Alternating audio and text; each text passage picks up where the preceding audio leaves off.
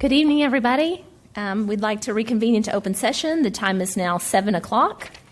And I would like to just please note that Christy Hassett is participating in the meeting tonight via video conference call as authorized by the Texas Open Meetings Act. Ms. Hassett will be counted as present this meeting for all purposes.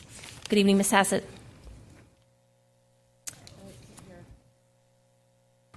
Can you hear us?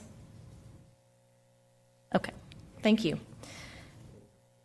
Okay, we will join McCullough Elementary students to lead us in our pledge. Please rise.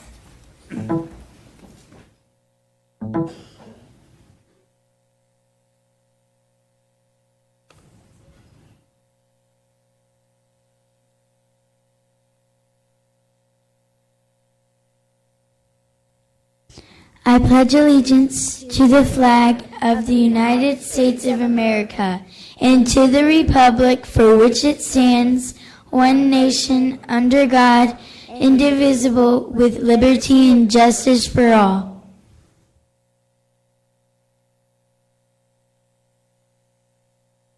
Honor the Texas flag. I pledge allegiance to the Texas, one state under God, one indivisible. Thank you so much. Please stay up there because we'd like to recognize you guys. So we are honored tonight to have Chaz Belcher and Allie Moore. Give them a round of applause from McCullough. Are the parents here? Would you please stand if her parents are here?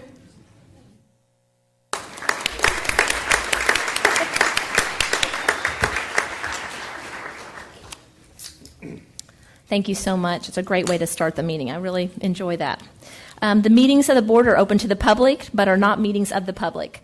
The Lewisville Independent School Board of Trustees meets monthly in a regular meeting to receive reports from staff and take action on recommendations from the superintendent.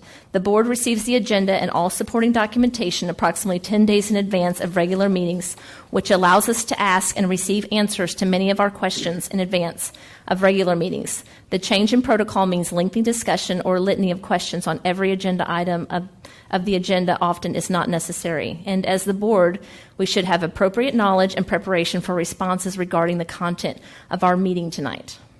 So consider actions on items discussed in closed session, personal recommendations. Would someone like to make a motion? I move that all personnel recommendations be approved as presented by administration. We have a motion by Ms. Sheffield. Do we have a second? Second by Ms. Timish. All in favor? Is Ms. Hassett still on? Ms. Hassett? Okay, motion carries 7-0.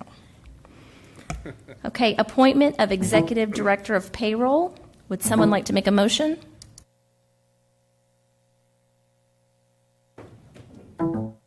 Ms. Cox, I move to approve the appointment of Ms. Jan Arrington to Executive Director of Payroll as recommended by administration. It's a motion by Ms. Prosnick. Do we have a second? Second by Ms. Sheffield. All in favor? Okay, that's 7-0. Motion carries. And is Ms. Arrington here? Any family? Please come up.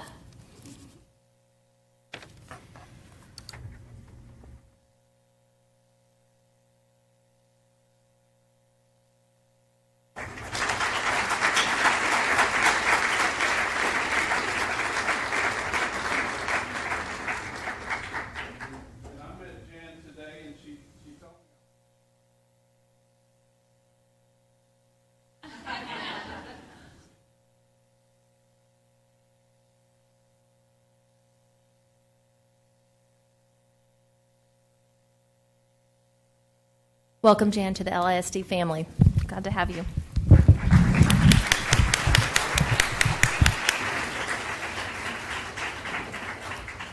Now we have the superintendent summative evaluation. Would someone like to make a motion? I'll make that motion.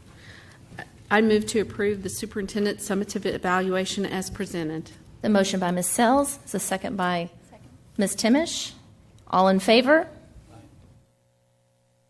Okay, that's 7-0. Motion carries. Recognition and student spotlights. Chief Communications Officer Amanda Brim.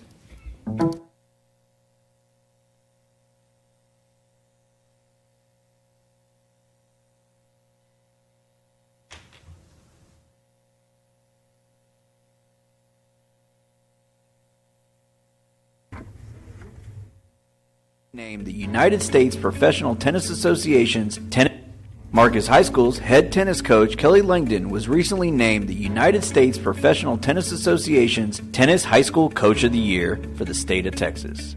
This is Langdon's fourth time to receive the award.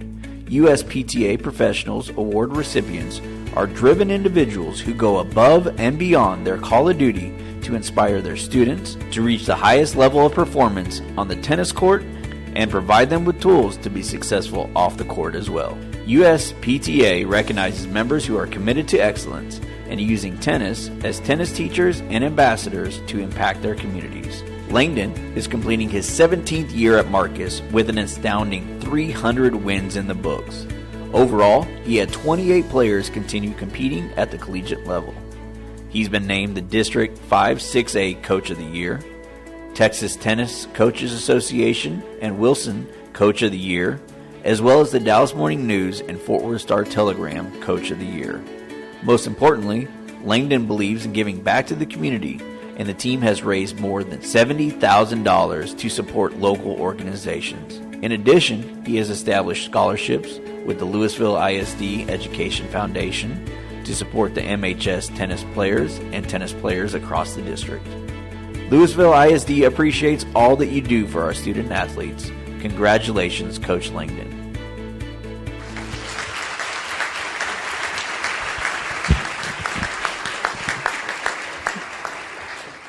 On behalf of Marcus High School, we just want to congratulate Coach Langdon. This is the fourth time he's received this honor, which is huge, and we are extremely proud of him.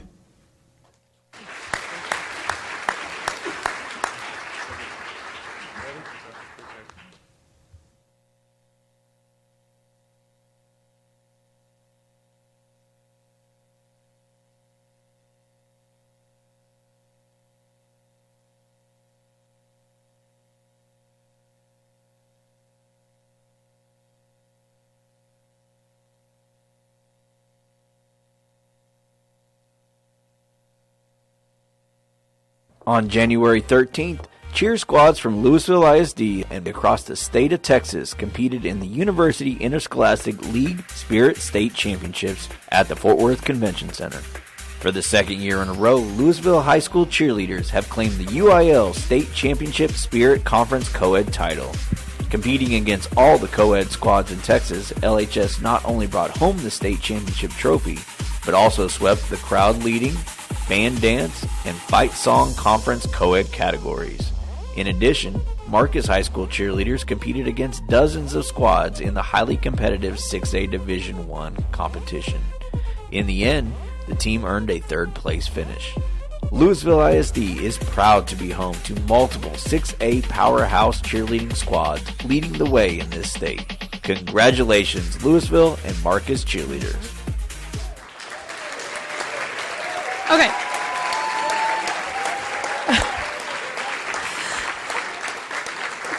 I just want to say thank you for having us tonight. The Lewisville ISD, like it said, is lucky to have so many great cheer squads in our mix. And it was the first time in UIL history that a school won all 3 plaques in all of the divisions. So we were super excited about that. And these guys were excited because they got to leave practice early tonight to come and dress up here. So thank you for having us. They've worked really hard and they appreciate all the support. I will say this is Coach Van Cleek's 6th year in the program, her 2nd year as the head cheer director coach, and bringing home 2 state titles. So that's a pretty good ratio there. And if you've never seen them, they are just amazing group.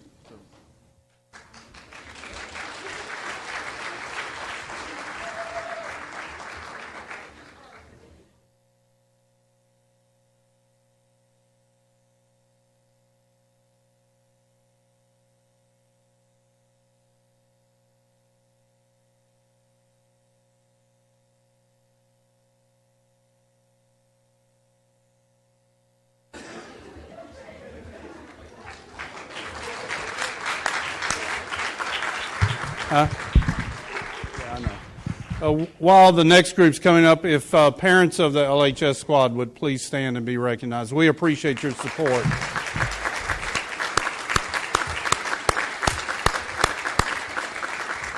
Oh, you're back.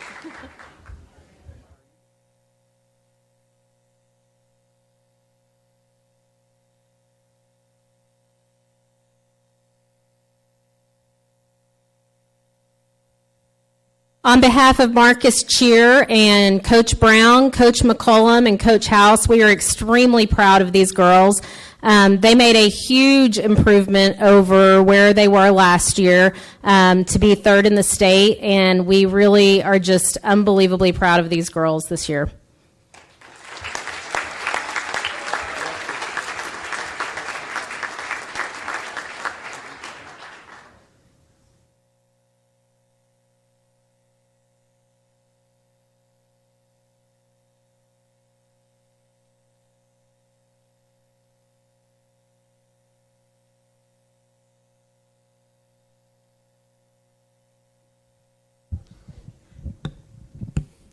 And parents of the Marcus Cheer Squad, if you would please stand and be recognized. Thank you.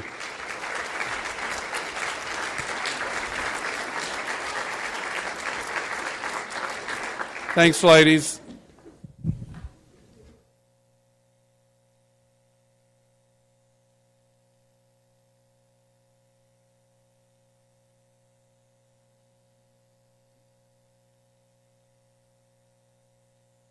Okay, congratulations to Mr. Langdon and the cheer squads from LHS and Marcus. Congratulations to all of them. Let's give them another round of applause.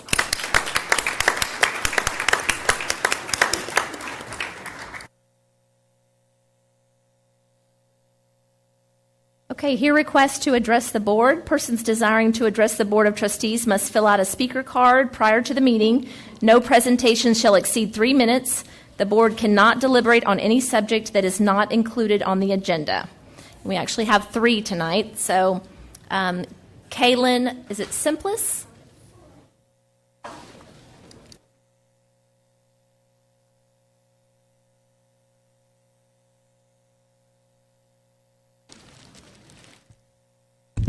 Good evening. My name is Kaylin Simplis, and I'm the student body president and the student council president at Lewisville High School. And we are all of the student body officers representing Lewisville High School tonight. And in honor of School Board Appreciation Month, we just wanted to thank you guys for all that you do for our community, for our school district, but most importantly for Lewisville High School. We are so grateful for each of you and everything that you guys do for us. And in honor of that, we brought you guys a couple of tokens of our appreciation. So thank you guys.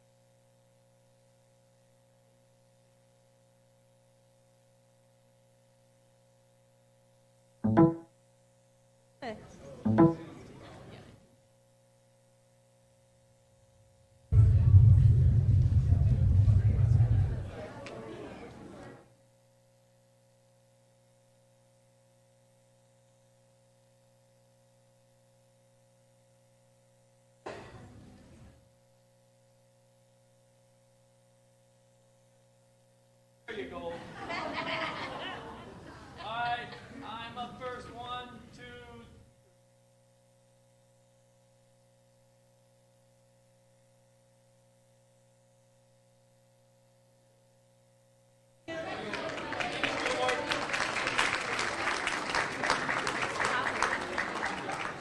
It's all good.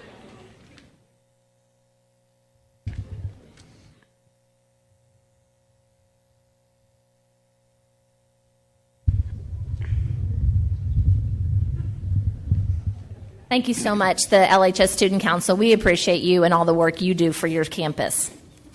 Okay, the next speaker, Miss Carol Kyer. So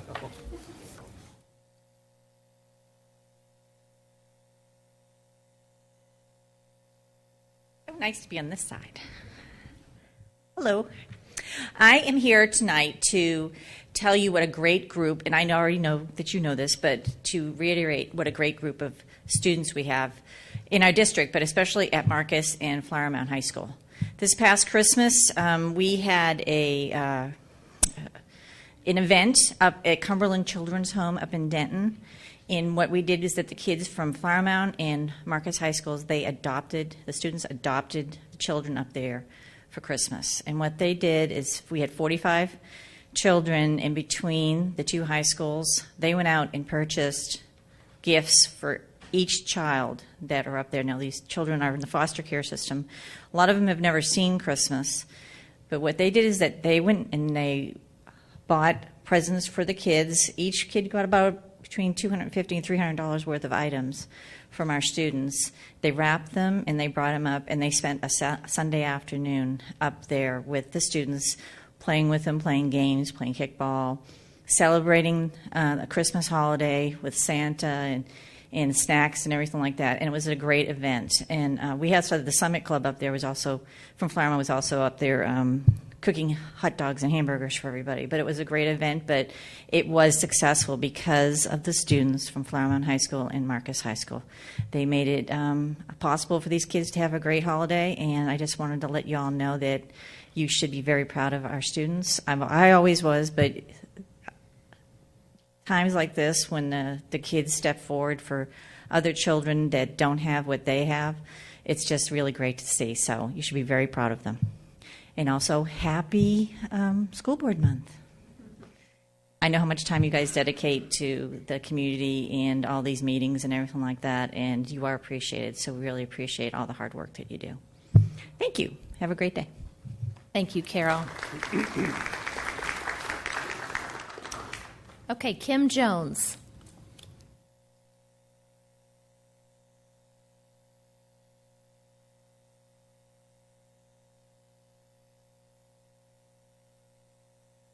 I have to press something good. All right, I'm Kim Jones. I have Amanda Rockwell and also have Connie Patterson. And on behalf of United Educators Association, we want to thank you for all you do for teachers across the district, and we have a small token of appreciation in honor of you.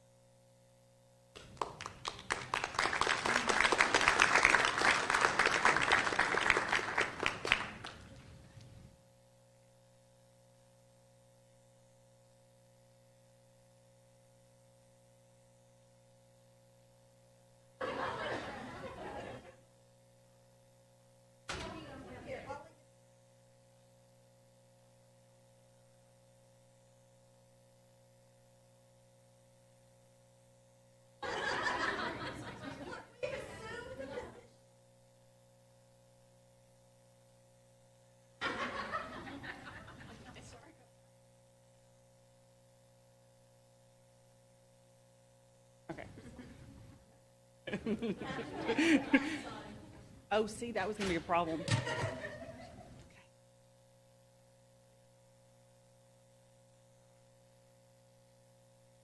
Got it.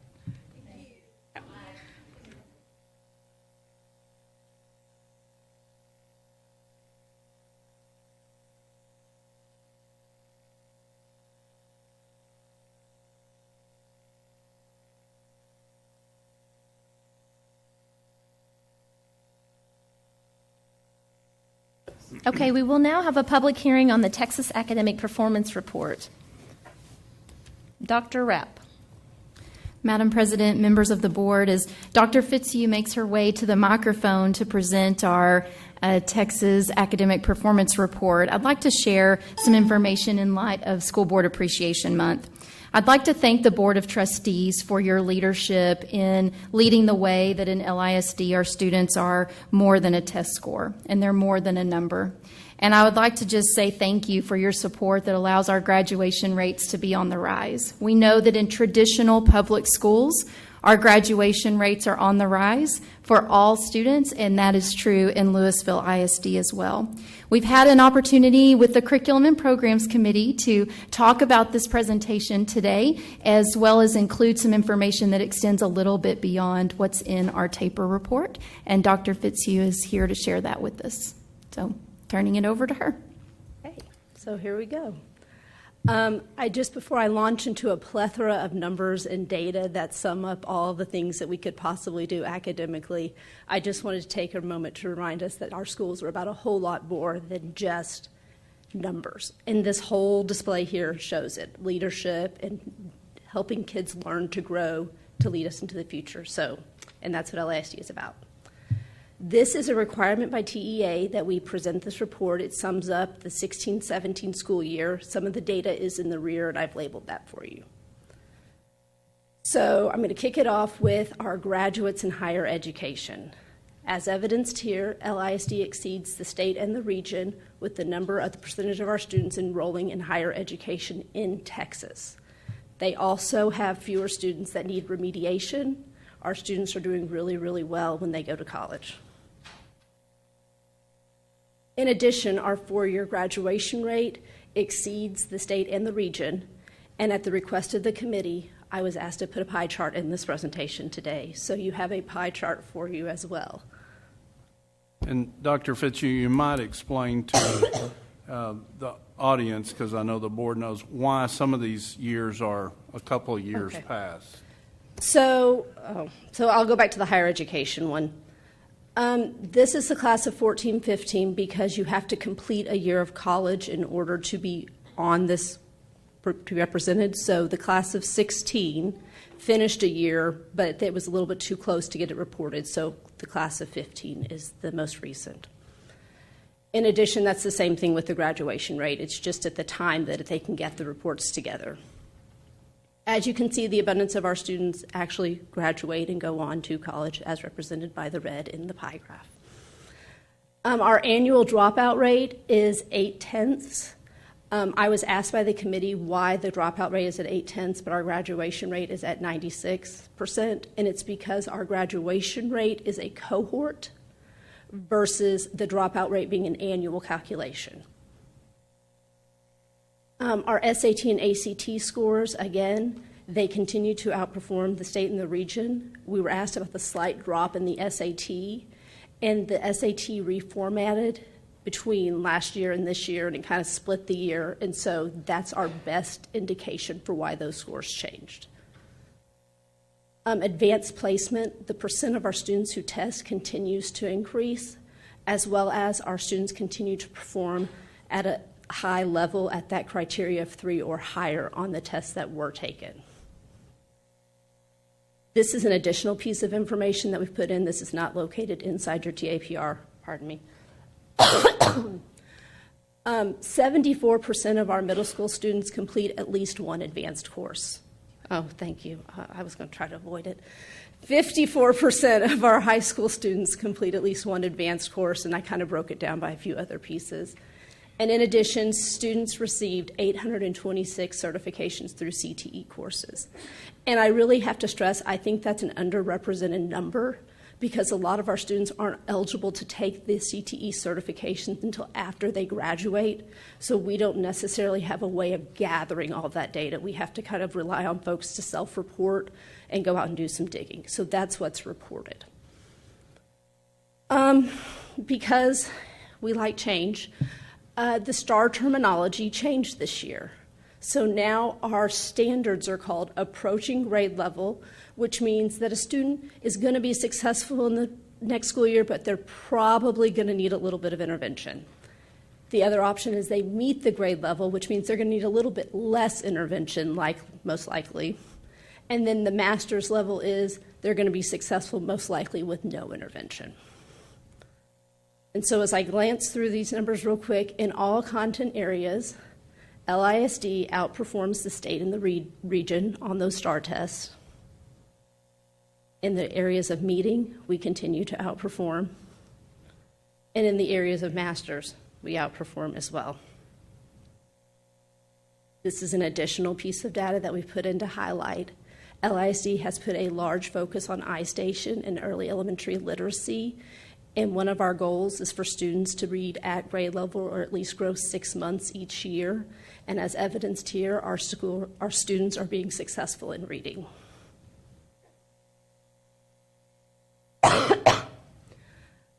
In addition, we opt to give the PSAT 8 to all of our 8th graders. It covers the areas of reading and math. And so 49% of our 8th graders who took the PSAT 8 math were on track to be college and career ready. 67% of them were on track to be college ready in evidence-based reading and writing. And this was new this year. TEA for the first time has allowed the PSAT 8 to serve as a substitute assessment for the English 1 EOC and the Algebra 1 EOC. So based on the performance of our students, 58% of our 8th graders, or 2,343, did not have to take the English 1 EOC because they performed well enough on that PSAT 8. And 43% of our students did not have to take the Algebra 1 EOC. So we're really excited that we have continued to give that test and our students are doing so well because now they're not having to participate in those EOCs. An additional data piece, just so you know that we monitor qualitative pieces, including e-portfolios, writing samples, and then various performance tasks. In addition, 99.99% of our teachers in LISD are teaching in a field in which they are certified. I was asked about certifications, so I just put this in here for you guys that asked. 1,998 of our employees hold ESL certifications, and 319 of them hold bilingual certifications. And then, in addition, our teachers by highest degree held, the majority of our teachers hold bachelor's degrees, with a portion having master's. We have a small piece with no degree, and those are teachers that serve in the CTE areas. They have certificates to teach, but they're not degreed. There's also a few teachers, their students are in their student aides, and so they're assigned to clerks and different people who don't have degrees. That's what that small little piece represents. If you want any more information, because there's a whole lot more data in that TAPR, it is available on our webpage as well as the TEA Performance Reporting webpage, and I am happy to take any questions. Thank you so much. Okay, this is a public hearing, so if there are any persons present who would like to come speak to the topic, please come forward at this time. Okay, seeing none. If there's no additional speakers, I declare this public hearing closed.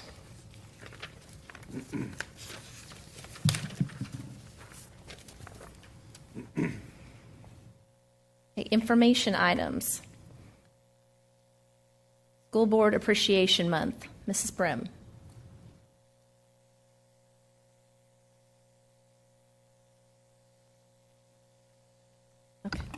I just wanted to point out to the audience, and of course I know the board's seen all the amazing things that our schools have sent to celebrate you. And just on a personal note, I'd certainly like to just express my appreciation to each and every one of you for, your sincere dedication to our students and our staff. So we appreciate the work that you do. We know it's a lot of hours and not much pay. So thank you very much.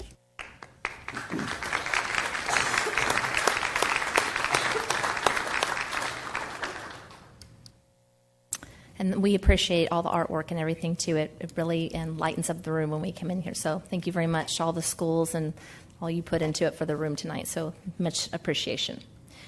So gifted and talented update, Dr. Rapp. Yes, ma'am. We are pleased to have a video again to share this update. And I just want to reiterate that the benefit of these videos is that we're really working hard to tell the story of the hard work that's going on related to programs and services. We've seen a CTE video, we've seen bilingual ESL, and I'm excited about the GT one as well. We have not only here with us tonight GT leaders, Ms. Sharon Nobis and Ms. Debbie Roby, but we also have a few GT teachers. And so I'm just going to ask all of you that are here for the GT presentation just to stand and so that we can say thank you.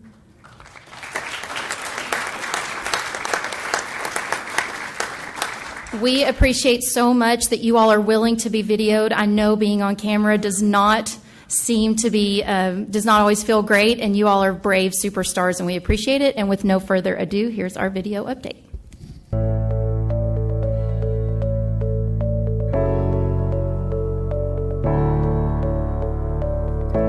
In Lewisville ISD, we are proud of the gifted and talented services that are offered at our elementary and secondary campuses. The vision of LISD GT Services is to empower gifted and talented students to explore their passions and potential, embrace their abilities and unique giftedness, and thrive in a future they create.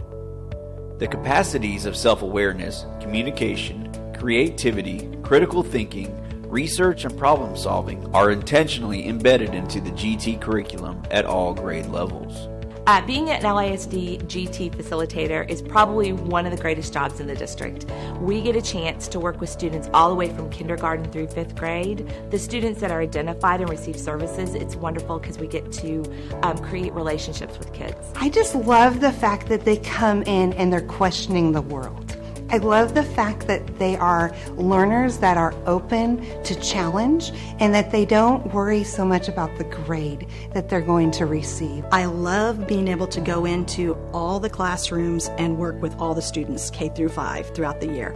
I also love being able to collaborate with teachers. It is never ever boring. It is never ever the same. Every day you walk through the door, you're going to get something different. In 2014-15, the entire GT department participated in an audit conducted by Curriculum Management Systems Incorporated.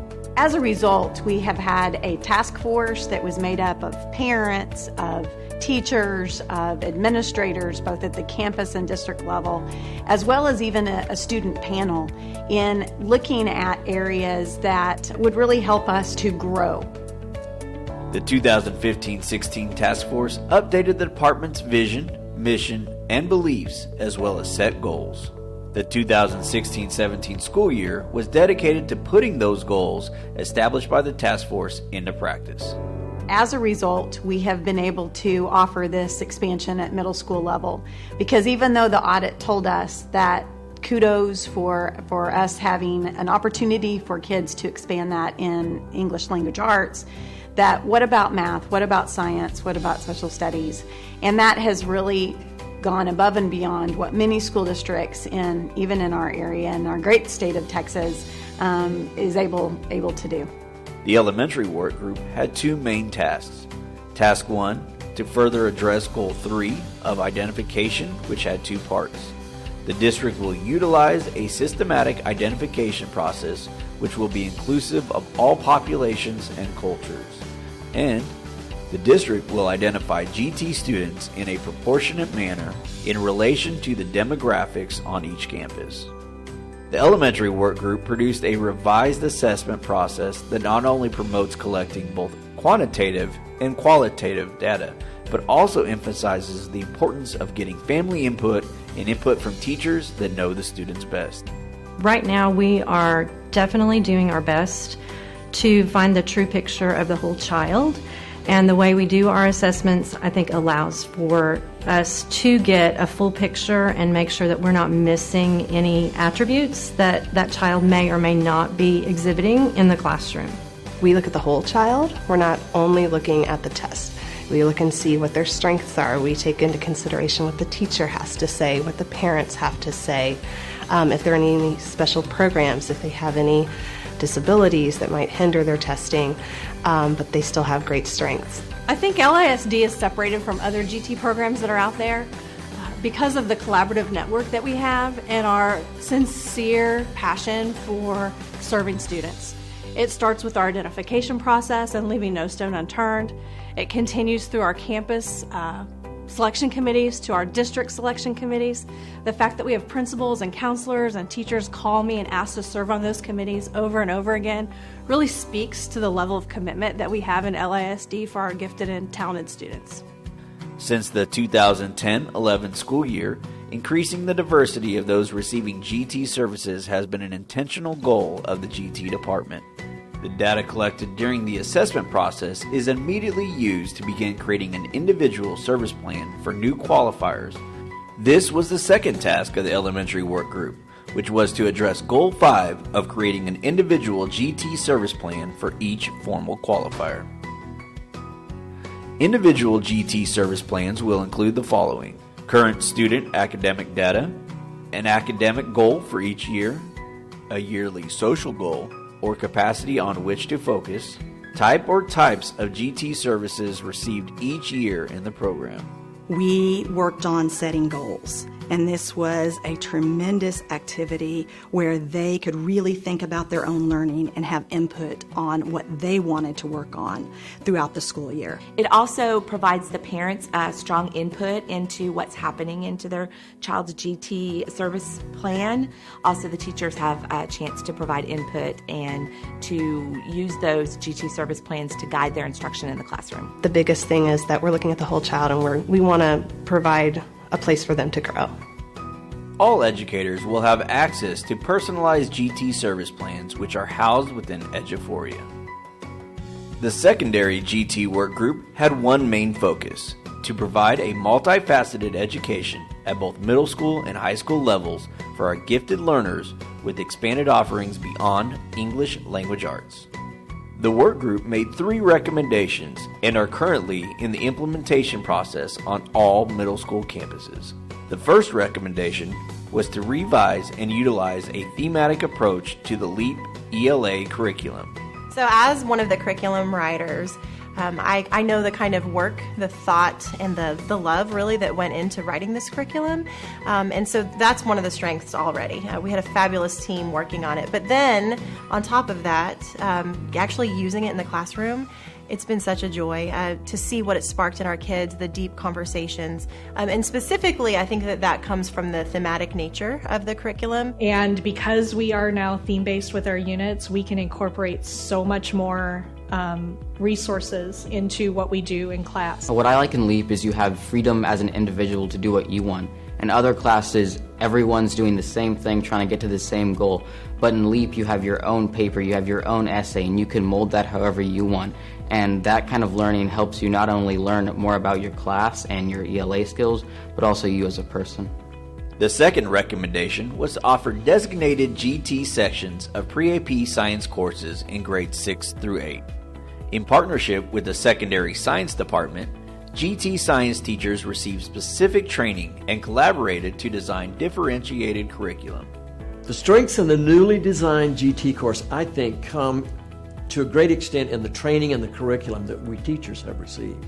The curriculum allows me to go faster and deeper with the students. It's very hands-on, and no matter what your learning preference is, Ms. Walder is very open to teach you, and she's very open to different and crazy questions. The pacing is a lot different, but it lends itself to what they need and what they are excited about. I like moving at a faster pace because if I move too slow, then I just get bored. The third recommendation was to cluster GT students in groups of 5 or more in pre-AP math courses in grades 6 through 8.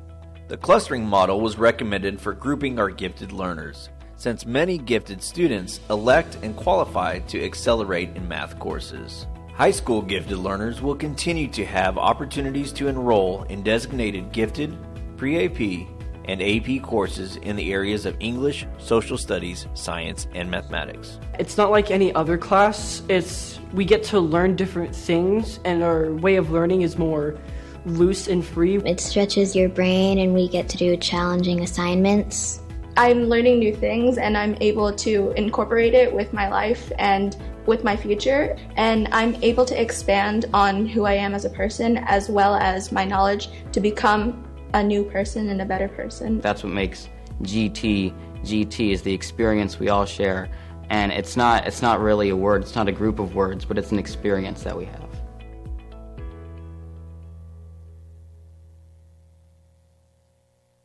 I want to thank Communications for their support in helping tell the story. As we all know, we've started several years ago, as the video shared, with the GT plan, and we've started with curriculum and programs back in the day, talking about the process for development of that plan, and we're very much working the plan that you all adopted and have supported, and we appreciate your support. I want to say thank you to many of the principals who are sitting back there in the room as well, because without the principal leadership and collaborating with us to implement these experiences for GT students, it wouldn't be going as well as it is. And so thank you all, and please share with your colleagues the thanks that we have. We'll take any questions at this time about this GT update. Thank you, Dr. Rapp. Does anyone have any questions for Dr. Rapp? Ms. Hassett, do you have any questions?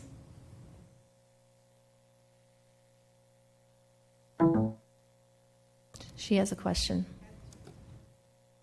Who are not in the GT program could use the GT facilities that are use the programs that the GT teachers do. It mentioned in the video that all teachers are able to use the same resources. How did that question start out? Could you explain how all teachers are able to use the same type of things that the GT teachers have access to? So everything that's been created since we've had the plan, the curriculum, the resources is placed in Eduphoria. And just like any resources in any of the areas that we work on, any of the curriculum we develop, it's all available to all teachers in any subject area to take a look at and to be able to learn from and use with kids. And I think we talked about that at the Curriculum and Programs Committee too. I don't know, Ms. Hassett, if I'm getting to the conversation at Curriculum and Programs as well, but have I done okay? Thumbs up? Yes, it's great. Yes, thank you. Any other questions? Thank you, Dr. Rapp. That was a great presentation. Okay, technology plan update. Mr. Colbeck. Thank you, Madam President, members of the board. We have a brief presentation.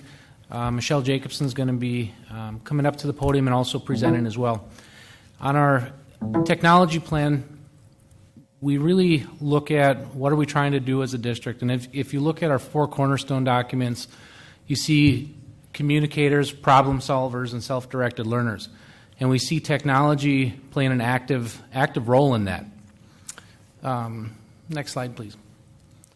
A little bit of background on the technology plan. It's been a while since the tech plan has been approved by the board, but looking back, the technology plan was developed collaboratively between the Learning and Teaching Department, specifically Digital Learning, and the Technology Department. When the plan was being developed, there were 2 working groups. There was an Instructional Technology Task Force that made up somewhere between 50 to 60 people that had teachers, community members, administrators. And the focus there was really looking at what the instructional needs are and what they were trying to accomplish using technology in the classroom. We also had a working group that was a group of community technology experts, and that particular group looked at the infrastructure side of technology, really looking at what foundational pieces are needed to support the instructional goals. The planning in both areas were focused on the needs within the instructional area as well as technical needs. Michelle. Absolutely. I'd like to take just a moment to kind of talk about the instructional needs piece.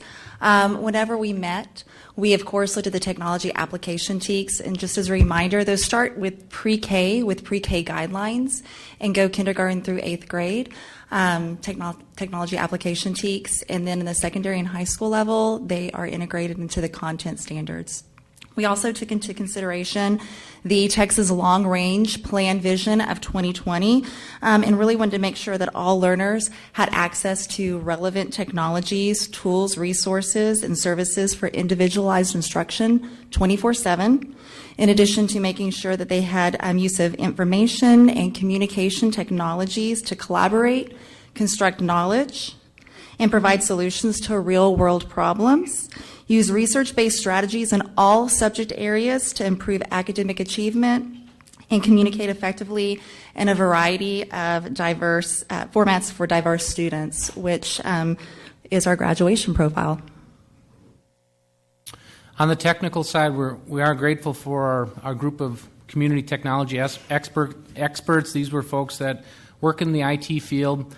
really, as we looked at what our needs were, we focused in on doing a state of technology review. We looked at our department structure, we looked at our network design, we looked at the age of our technology, the various infrastructure systems that we have to support technology. We also looked at how do we address situations when we have an outage. As you know, with as technology is used more and more in the classroom to run our business of education, there's certainly a great demand on that. And we also reviewed management systems that we use to manage technology from a service perspective. And in the development of the plan, as I said, there were really two different groups working in the area of digital learning through the instructional technology task force. There were three goal areas developed. One of them was in the area of professional learning, one was in the area of digital citizenship, and one was in the area of instruction and learning experience. In the technology area, the three goal areas were infrastructure, technology resources, and data and privacy. So as the goals were being developed, it was a process of working with each of the working teams that were in place at the time. We also spent significant time looking at the objectives and action steps with our board technology committee. Ultimately, the technology plan was approved by the board in June of 2016. So once the plan was approved, next step was starting to implement the plan. And really, the technology plan served as a great tool, knowing that we were coming into the process of planning for the 2017 bond. And we really used the information in that plan as we presented to our facility advisory committee. The information of the plan helped inform that group, and it ultimately several of the projects that are in the 2017 technology project list were areas that were well supported by the facility advisory group. Specifically, as we looked at what we were proposing, specifically as far as a level of access for devices, our facility advisory group quite quickly eliminated the option of not doing anything. They were certainly wanting to keep doing what we were doing. So through that process of bringing that plan forward, getting it in front of our facility advisory group, it really started validating several of the goals, objectives, and action steps that were in the plan, because when that was approved in June of 2016, many of the actionable items we were living out. We were carrying out through that facility advisory group and prepping for the technology projects in the 2017 bond. Not only has it helped inform that process, but I can tell through the technology department and certainly the digital learning department, the items that are in our technology plan, it really guides the day-to-day work in both areas, the meetings that we have, the focus of the projects that we're working on. So from a progress monitoring perspective, we presented a progress monitoring template to our board technology committee in December, and also the digital learning team presented technology milestones to the curriculum and programs committee as well. And the technology plan itself, it's a big document. It's 40 plus pages. So what we tried to do was develop an executive summary that focused on the milestones and areas of progress with the plan. We completed that and sent that to the board on January 12th. And again, the milestones focus in on areas of accomplishment in specific areas of the plan. We also did provide the board the full plan that shows all of the progress across the plan, all 43 pages of the plan. So with that, what we would like to do is quickly touch on some of the milestones from the executive summary of the plan, and we're going to start with digital learning. Absolutely.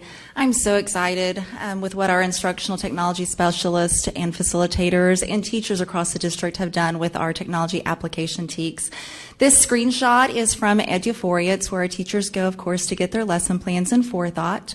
And what I have shown for you right now is just a snippet as a teacher going into my grade level, third grade, and clicking on technology resources, and being able to find those state-mandated technology application TEKs. If I were to dig a little bit further, our group and team got together, started with getting all of the technology application TEKs pre-K, those guidelines through fifth grade, and cut them up and organized them in a way that really provided some thoughtful conversations. From that, we started planning. Again, this is just a snippet, third grade, third 9 weeks. As you can see, some of the conversation was making sure that we had those essential questions, our I can statements. One of the most important things we feel is making sure that our students and our teachers understand that common academic vocabulary for technology, so we're all speaking the same language across all of our grade levels and across the district.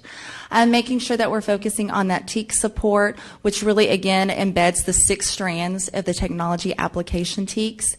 Giving our teachers some support in that classroom management of devices. That's one of the feedback that we've gotten from teachers is just how do we manage these devices? So we've included that. Specific skills needed, which would include some technology, and then top 3 digital tools. And just a little bit, Mr. Colbeck will talk about our TLE seal. And one of the things that we take to heart is making sure that our students are safe. And with the digital tools, it's going through and making sure that those have been vetted, not only from the perspective of instructional technologists, but also the curriculum piece as well. So digging in a little bit more, this right here is the scope and sequence, just one of the TEACs pulled out, and what this is showing is the progression. So with the technology application TEACs, it's not just a check off, it builds upon the skill through grade levels. In elementary, they're bands, K2 and then 3-5, and the same thing with the middle school 6-8. So the light gray is when it would be introduced. The middle gray would be working towards mastery, and then the dark gray would be when we would want to see students be able to master that. For our secondary curriculum facilitators and content facilitators have just done an extraordinary job. Again, we wanted to make sure that this was embedded in Eduphoria, so it was easy for teachers when they're doing lesson plans to click on that and not have to, click 15 million places. So this is a snippet from 7th grade Texas history. It's hard for our audience members to see, but at the very bottom there's a hyperlink. And this is where the technology integration occurs. So if I were a teacher and I clicked on that, it would bring us to our technology integration for learning and teaching. Ms. Ann Crosby, one of our instructional specialists, is in the audience tonight. She and our facilitators worked really hard on building a site that was user-friendly for our teachers, and helping them, again, make sure that they were able to get to the right place in as few clicks as possible. So here, if I were a teacher, I would be able to look at the create, curate, and communicate. So if I were in that 7th grade Texas history lesson and wanted to communicate, I would go here, and from here I'd be able to explore the way that I would want to teach that to my students. Again, I feel like this is very user-friendly. Again, making sure that technology application TEACs is incorporated in the content. Like I've said before, one of the things that we want to do is provide our teachers with resources. Typically, for all the different areas, we have from 6 to 9 resources.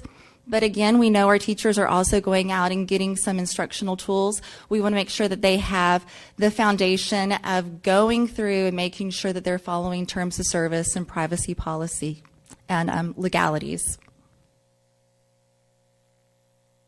The second piece that I'm really proud about through the technology plan is our work on the digital citizenship. In 2015-2016, we rolled out our first curriculum writing for digital citizenship, and it started in 4th grade. This is a snapshot. It's a variety of lessons that core teachers incorporate into their lessons with students. And the following year, 16-17, we added 5th grade and 7th grade.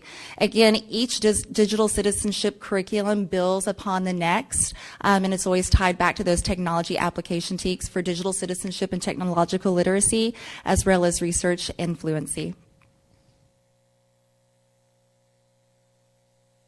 And Mr. Colbeck will talk a little bit about the infrastructure. All right, thank you. Certainly the first part, since the plan has been approved by the board, a lot of the planning for rolling out key milestones in the area of infrastructure has been the focus of where our work has been. And I think one of the big projects that we've been working on is laying out a plan to replace our wireless system. With the number of wireless devices that we have in the district, it's really becoming our primary network. So we were planning that project, and the board has taken action on that earlier in the year, and I'm pleased to also share with the board that we did file an E-rate funding request for that project, and that project was approved. So that's really going to help us, I think, in that particular project category. There's a couple different pieces to that where we're doing an equipment substitution, but we're expecting that to be finalized through that approval process in the next couple months, and we're going to be getting that project underway hopefully at this spring. Also, as you know, we've been working on our phone system. We're on track to get that project completed, 53 campuses completed. We're on target for early March. Additionally, we've done several network security upgrades already. We're planning to do more. One of the items on tonight's agenda would fall into that as well. But essentially, on the infrastructure side, what we're trying to do is put the highway down, so to speak, to lay the next components on the devices and the instructional work that Michelle's group is working on for the technology integration side. The other item that I feel is a big milestone is the Trusted Learning Environment Seal. When we were developing the tech plan, one of the things, we recognized that we were doing a good job in several of these areas, but we wanted to formalize really an assessment against a prescribed framework. So we researched different frameworks. We ended up using the Trusted Learning Environment Seal framework. That's a student data privacy framework with 25 areas of practice. And we applied for that in the summer of 2016. And we were very happy to find out that we were awarded the Trusted Learning Environment Seal. At the time, we were one of 7 schools in the country, in fact, the only school in Texas. I think the seal itself recognizes us as a leader in this area. Certainly since we've been awarded that, we've had schools call across the country, really, about how we're doing different pieces. But one of the things we'd like to do, even though we have the seals, we want to continue to strive to be a leader in this area, locally, at state level, and also nationally. So with conclusion, we've provided the executive summary documents with the progress monitoring of our tech plan. As I mentioned before, the technology plan guides the work of our technology and digital learning teams. Also, I want to point out our short-term actions are going to guide future years of the plan. In the next couple months, we're going to be digging deeper into device evaluation, and certainly there's a side of that should start informing years 4 and year 5 of the plan. So with that, I'd like to open it up for any questions if you have them. Thank you, Mr. Colbeck. Does anyone have any questions for Mr. Colbeck? Ms. Hassett? I just had a quick clarification. Will you just clarify what grades are the digital citizenship curriculum taught in? Again, just to reiterate that. Absolutely. It's 4th grade, 5th grade, and 7th grade currently. Some middle schools have elected to teach some of the curriculum in 6th grade, but the formalized is those grades. Okay, so nothing in high school. Not right now. However, looking at just the technology application TEKS integrated into the content standards, for example, a lot of the digital citizenship is incorporated into ELA, but that's something that, again, we're working on merging the content and the technology application TEKS together. Great, thank you. Okay, thank you very much. You're welcome. Okay, Lewisville Education Foundation, Dr. Bonner. Yes, ma'am. We have a frequent update, and tonight's update will be presented by Mr. Stephen Dubner, board member. Good evening, Madam President, members of the Board of Trustees, Dr. Rogers. On behalf of the Board of Directors from the Lewisville Education Foundation, we are pleased to present our quarterly update. And from all of us, we certainly do appreciate the relationship that we have with this district and with this board, particularly as you know, we are the only organization whose sole purpose is to benefit not only the teachers and students of Lewisville ISD, but the entire school district as a whole. Now, for those of y'all who do not know, you can actually track us on Facebook, on Twitter, and yes, at lisdef.com. And so if you are so inclined, you can actually pull your phone out, go to lisdef.com and make a donation. We'll gladly accept that tonight. Now, I got some very exciting news because last month we learned that we are once again in the top 10 in the country of all education foundations around the country, not just Texas, not just in the Dallas area, but the entire country. We are ranked in the top 10 for foundations with income of $500,000 up to $999,000. And you see, this is the fourth consecutive year. This is actually the fourth year that organization has ranked us. And they rank us on a number of different categories, including total revenue, revenue per student, total assets, assets per student, grant program and expenses, which we, by the way, do keep our expenses down compared to a lot of foundations. Also, investment income, and most importantly, our volunteers, because our board is all volunteers, and we have a lot of members of the community that do assist us. And we actually have some board members who actually assist us as well, and that is what makes us number in the top 10 in the entire country. In 2017, we had a number of new endowments, and at the top is 81,000. These are people that have made donations that exceed $10,000. They fully funded, not only did they start, but they fully funded their endowment in the year 2017.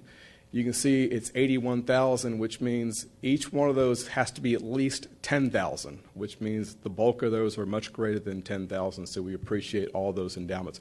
We also had a number of endowments that were reached. These were people who started prior to 2017, but actually reached their endowment during the 2017 year for a total of $131,722 of endowments for 2017.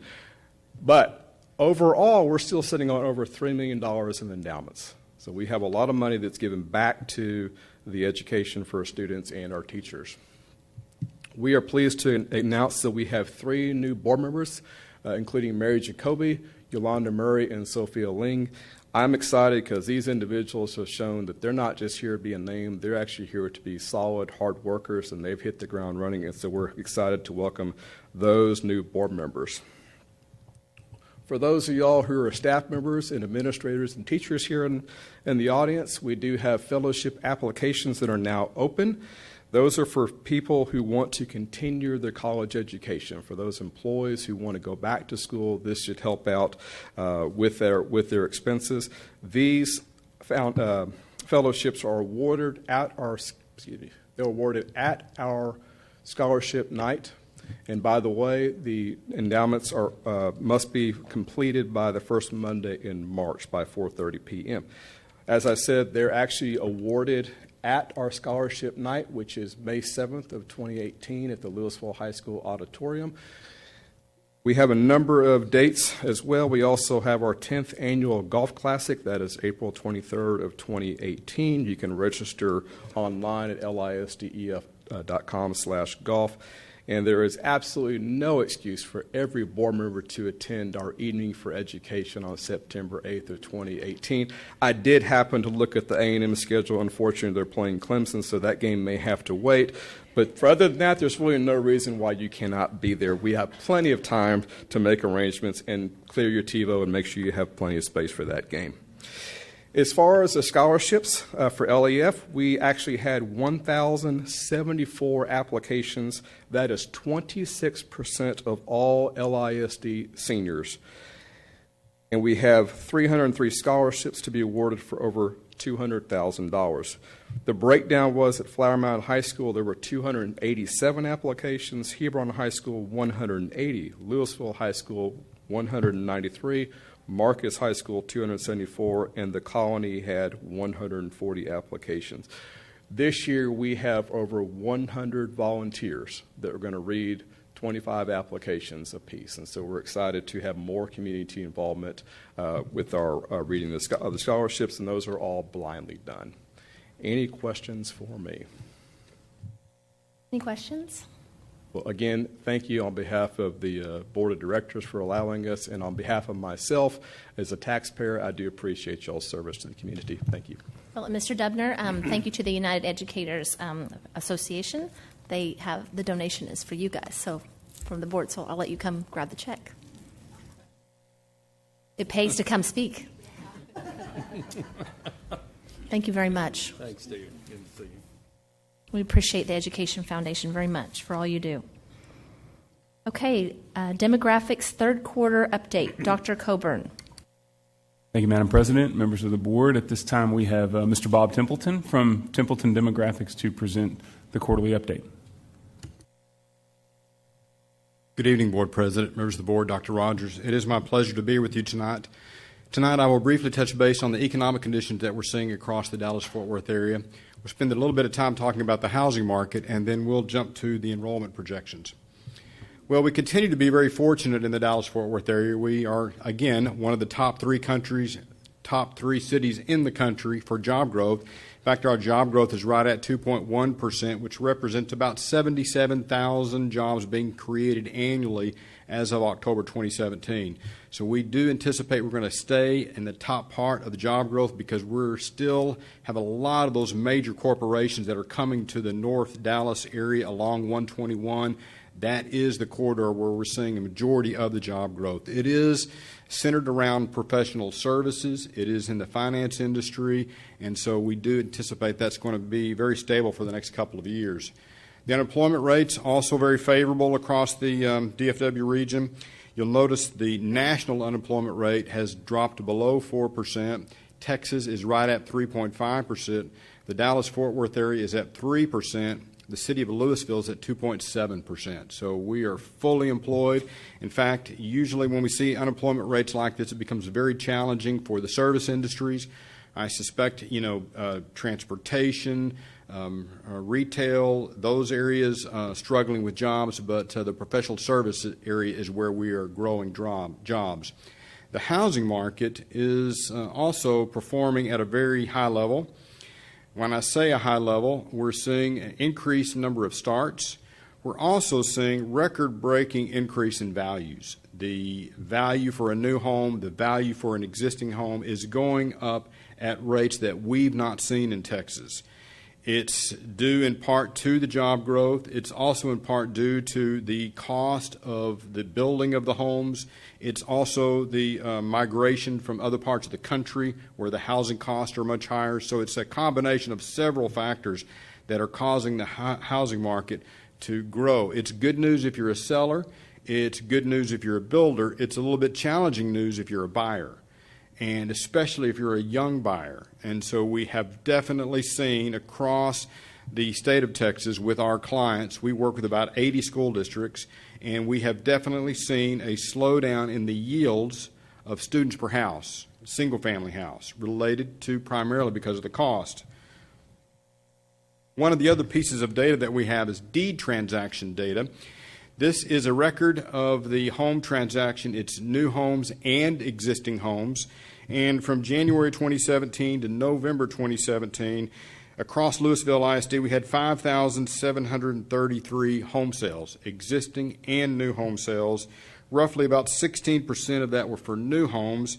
The highlight of this data, or the key piece that I want to point out, is the average sales price for a new home in Lewisville ISD is $445,000. Average sales price for an existing home in Lewisville ISD is $343,000. So you can see we have seen a significant increase in the prices of new homes and existing homes. This slide further illustrates that. Back in 2010, the average price for a new home was $320,000, and year-to-date in 2017, it's $445,000. Average price for an existing home in 2010, $241,000. Average price for an existing home in 2017, $343,000. So there again, this is the kind of inflation in home values that we've not seen in Texas before. In terms of new home construction, Lewisville ISD is ranked 6th in the Dallas-Fort Worth area based on annual closings. So we're building about between 1,100 and 1,200 new homes a year. We've got about 1,486 vacant developed lots that are on the ground ready for builders to build on. We've got about 5,517 future lots. Future lots are additional phases of existing developments that are already active. It's also some brand new developments that will be coming over the next couple of years. But you can see, based on the vacant developed lot supply and the future lot supply, we've got enough lots to keep building about 1,000 to 1,200 homes per year for the next 6 to 7 years. Here's a look at that data by quarter. You'll notice year to date through 3 quarters in 2017, we had 881 starts, about 306 starts in the third quarter. We closed in the 3 quarters of 2017 about 937. We do anticipate that 2017, when we get those final numbers for the fourth quarter, that you're going to be at about 1,200 closings in 2017. Here's a map based on your current elementary attendance zones. This gives you a thematic map of the single-family activity. Those red elementary zones are closing more than 100 homes per year. The orange are closing between 51 and 100, and the yellow are closing between 1 and 50. There again, you'll notice the highest concentration of the new homes is in the eastern portion of the school districts, and then you've got some in the southern portion of the district as well. And the top 10 represents about 57% of your activity can be found in these top 10 neighborhoods. Your most active neighborhood right now is Verona Addition. It's in the Valley Ridge Elementary Attendance Zone. They closed about 112 annual closings, but you'll notice they've got 0 vacant developed lots and 0 future, so it's going to drop off that list. Here's a map of the elementary zones with the vacant developed lots. You'll notice that the red elementary zones have more than 200 vacant developed lots. Those orange have between 100 and 200, yellow between 1 and 100. There again, you'll see the concentration is in Tom Hicks. It's also in the Flower Mound Elementary is where we have the highest concentration of vacant developed lots. Future lots. This is the map of the thematic map based on future lots. The number one highest elementary with the most future lots is the Kamey Elementary Zone. They've got over 800 future lots, so we are expecting to see some growth in the Kamey Zone when we get ready to look at those projections. Here's looking at the single-family data for new homes based on your current elementary attendance zones. The highlight here, I'll just point out the top 4 zones. You've got Tom Hicks, the most active, with over 200 annual starts, Indian Creek with 140 annual starts, Independence with 124, and then Flower Mound is the 4th ranked elementary zone with 122. And then I'll point out Kamey just because of those future lots. There's over 930 future lots that are in the Kamey elementary zone. Here's just a map of the district, the 30,000-foot view. And those green outlines are your active subdivisions that are building homes. We've got about 1,500 lots available for builders in those green neighborhoods, and we've got about 5,500 future lots planned that you'll see in those yellow neighborhoods. Just a quick look at the multifamily picture. You definitely have a significant amount of multifamily units that are under construction. You've got 3,700 units of multifamily under construction. But this multifamily we would categorize as market rate apartment complexes, meaning they are higher rent rates with very low yields. So we're not seeing a significant increase in the number of students from those multifamily units. The district has over 6,800 multifamily units planned to come to the district. So you can see between the single family and the multifamily, you've got significant housing units that are coming. The challenge is, because of the price point of the new homes, we're seeing lower yield, and because of the changes that we're seeing and some of the other factors that I'll touch on in just a minute, overall we're still in a window where the enrollment is going to be declining over the next 6 years. Now here's a look at the multifamily apartments. We have color-coded the apartments based on the yields. Those large red circles, those are the apartment complexes that have the highest amount of yield of students per unit. They're yielding more than 1 student per unit in the red complexes. Those orange complexes are yielding between 0.75 and 1. So basically, if you look at the yellow and the oranges, those are the apartment complexes that are generating the majority of the students. The district yield across all of the multifamily is 0.31 students per unit, and you've got about 38,000 multifamily units in the district. Now, this is a map of the charter schools. Most definitely, the charter schools have created some real challenges for forecasting enrollment. We've seen a huge growth in the charter school environment over the last 5 to 7 years. You've got about 11 charter schools that are physically located in your district. There's about 25 or so that are in the area of Lewisville ISD that are likely drawing students from your school district. This next slide illustrates the enrollment data for those charter schools. You'll notice back in 2013, we had about 10,721 students that were attending those charter schools. In 2016, that number had climbed to almost 11,800 students. In 2017, because not all of the charters have responded with information about their enrollments, and so that number, I believe, within the next month, we're going to find out that we probably got about over 12,000 students this year that reside in the school district that are attending charter schools. And so we are seeing just incredible growth in the charter school arena across the DFW region.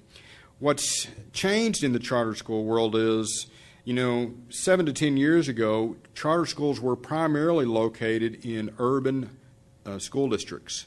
We have seen in the last 3 to 4 years new charters that have targeted successful suburban school districts. We've seen it happen to Keller. We've seen it in Plano. We've seen it in Lewisville. We've seen it in Eagle Mountain, Saginaw, Garland, Grand Prairie, and this charter epidemic is still expanding. We just recently got wind this past week of 3 new charters that are coming to the Dallas-Fort Worth area. None are located in the Lewisville proximity, but we now are changing our enrollment projections literally on a monthly basis when we get new information. What we're seeing now is Uplift and KIPP. KIPP has been a very strong San Antonio, Austin charter, and now they're making their way into the Dallas-Fort Worth area as well. Now, some of the other ways we look at the data to help us with the enrollment projections, we look at newcomers and leavers. Newcomers is looking at the student database this year and seeing which student IDs are new to the database. We're not looking at kindergartners. We're treating all kindergartners as newcomers.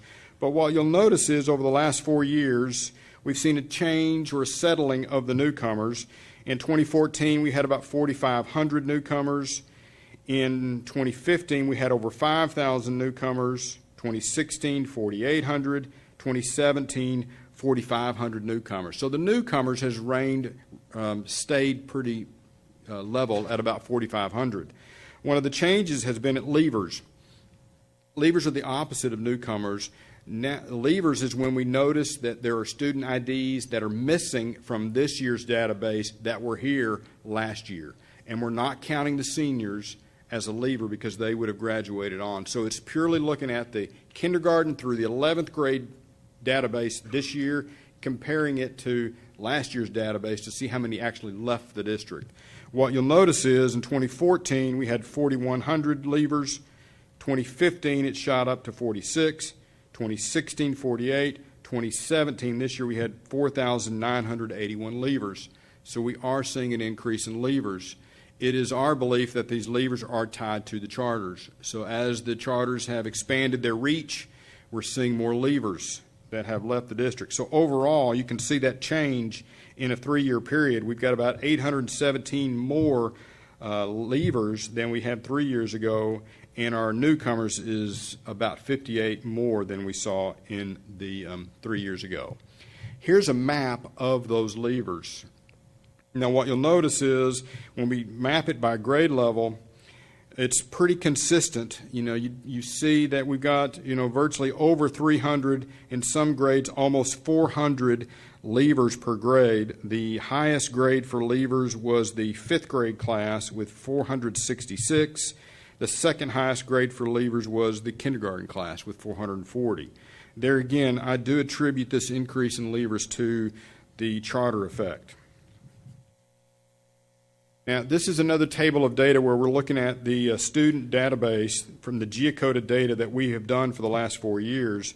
What you'll notice is, I'll just point out some of the highlights. Students in apartments. So we have seen an increase in the number of students that reside in apartments. Back in 2014, we had 9,154 students residing in apartments, and this fall we've got about 9,890 students residing in multifamily. So our percentage of students that reside in multifamily has gone from about 17% to about 19%. So a little bit of an increase there. The big change is in the students in single family. In 2014, we had about 41,200 students residing in single family. And this past October, when we did the download, we've got about 39,513 students residing in single family. So we've had a decrease of about 1,780. I would contend part of that is leavers going to charters, but it's also related to the change in the home prices and the home values.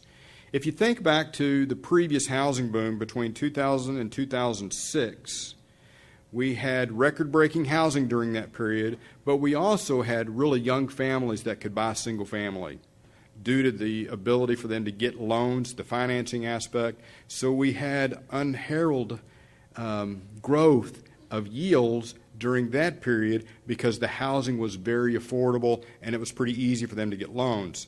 Today's single-family market is totally different. It is much more expensive, and also the financing has become much more restrictive. And so those younger families truly are not buying the single-family homes at the levels that they did in the previous boom. Next, I would point out we did a lot of research to illustrate the changes in the yields. Back in 2014, compared to the yields of 2017, we've seen a decrease of the single-family yields by 0.04%, which may not sound like much, but when you got over 5,000 home transactions, that's the amount of existing and new home transactions, that 0.04 can have a significant impact on the amount of regeneration that occurs in some of your older neighborhoods, and it has an impact on the new homes that we're building in the school district. We've got another factor at play here is the birth rates.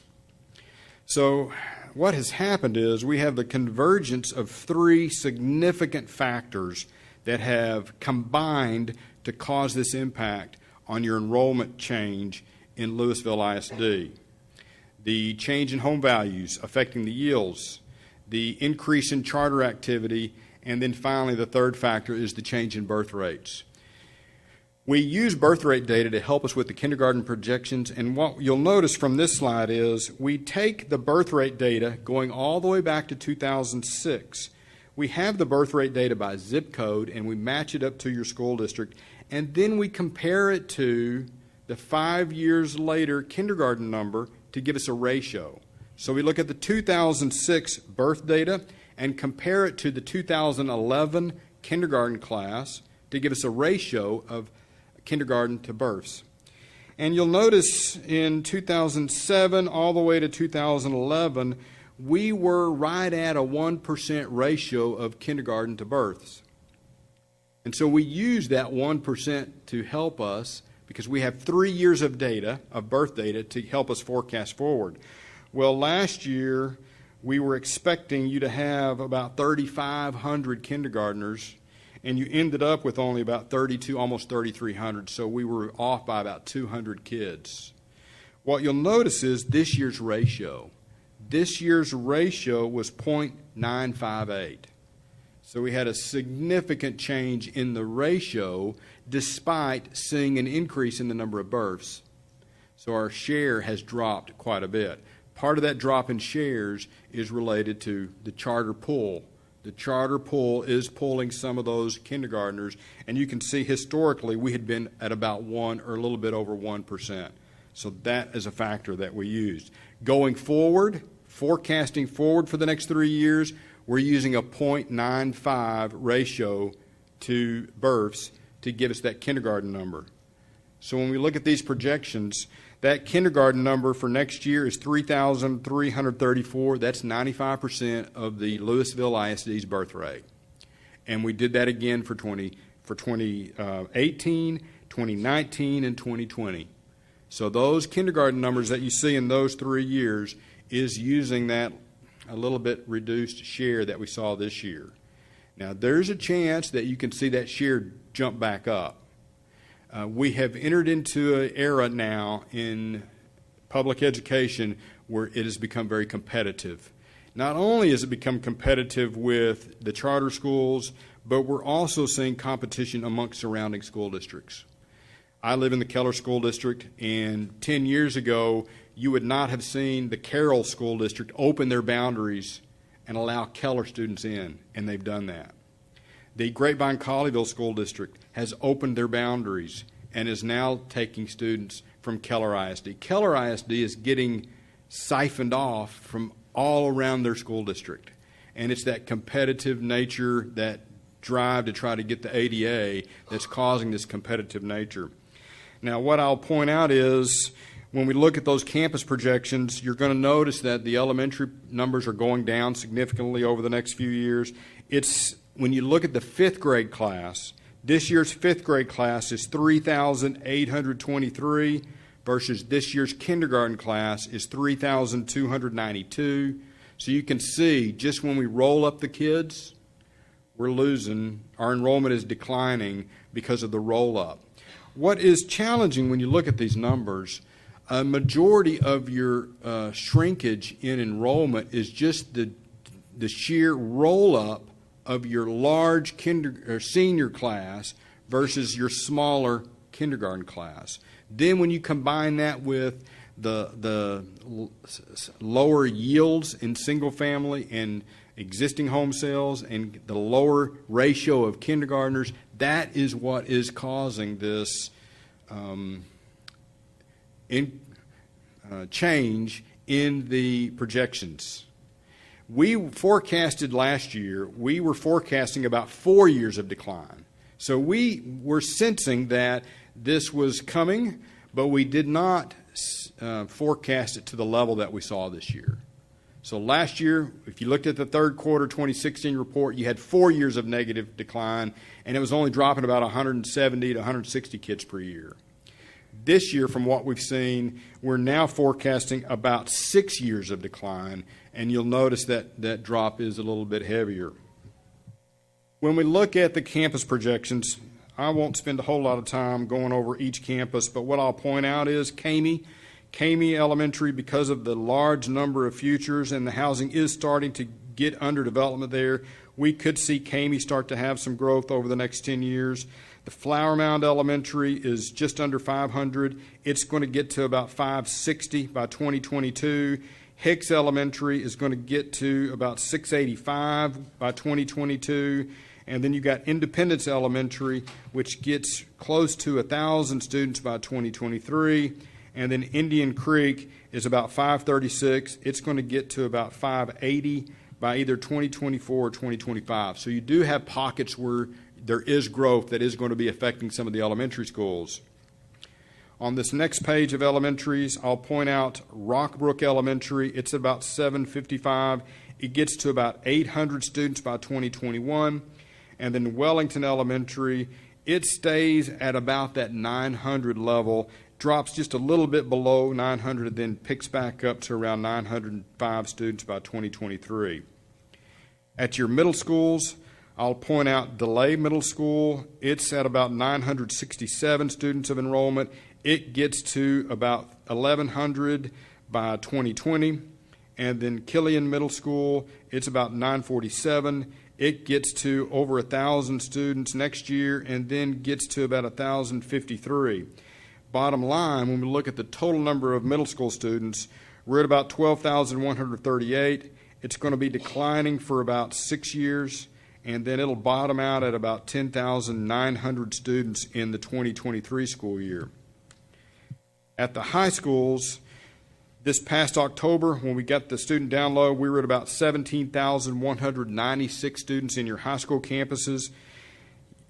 You've got about one more year where it's going to stay at about 17,100. Then it's going to start that decline. That decline is a result of those smaller classes that are working their way up into those high schools. Right now, your largest grades are all in the high school grades. And so that's what's really causing this shrinkage at the high schools, is just that the bubble is now leaving Lewisville ISD. And it's going to be a few years before those numbers start to come back a little bit.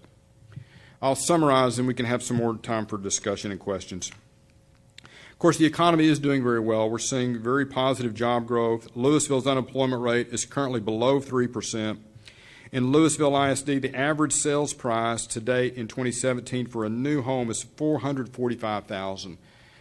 This is some of the highest new home values that we're seeing across the DFW region. It's much higher than what we're seeing in Northwest, much higher in Denton, and so it's definitely having an impact on the yields. The district is on pace to close more than 1,200 new homes again for the second straight year. We do believe you're going to continue to be closing more than 1,000 homes for the foreseeable future. So the new housing market is, in some regards, healthy, but because of those prices, that's why we're seeing the lower yields. The single-family home yields have declined during the last 3 years. We've also seen an increase in the transfers out of Lewisville ISD. We do expect this year is going to be another year where we're going to see an increase. And I'll point out again, I think this is the convergence of 3 factors. Any one of those factors alone would not have caused your number to drop by 900 students. But the fact that all 3 of those are happening this year, this time, the increase in charter, the increase in the home values, decreasing the yield, and then the change in that kindergarten ratio is what has combined to cause this scenario to happen. Be happy to answer any questions. Thank you, Mr. Templeton. Does anyone have any questions? Mr. Miller? Yeah. So thank you for that. I trust you'll pass on our well wishes to Rocky. Thank you. He's doing quite well. Good. We're very elated at his progress. Good. That's great. So this is a lot to absorb, given the perfect storm that we're in. I think this is a seize the moment for us from a couple perspectives.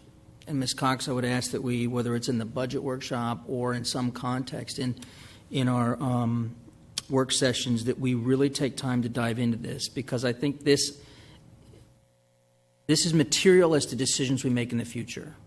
It's material as it relates to bond money that was allocated towards capacity. We need to look at this and track what's happening this year. We saw a decline in enrollment from last year. We missed it, not you guys, but we missed it, right? And that's not anybody's fault.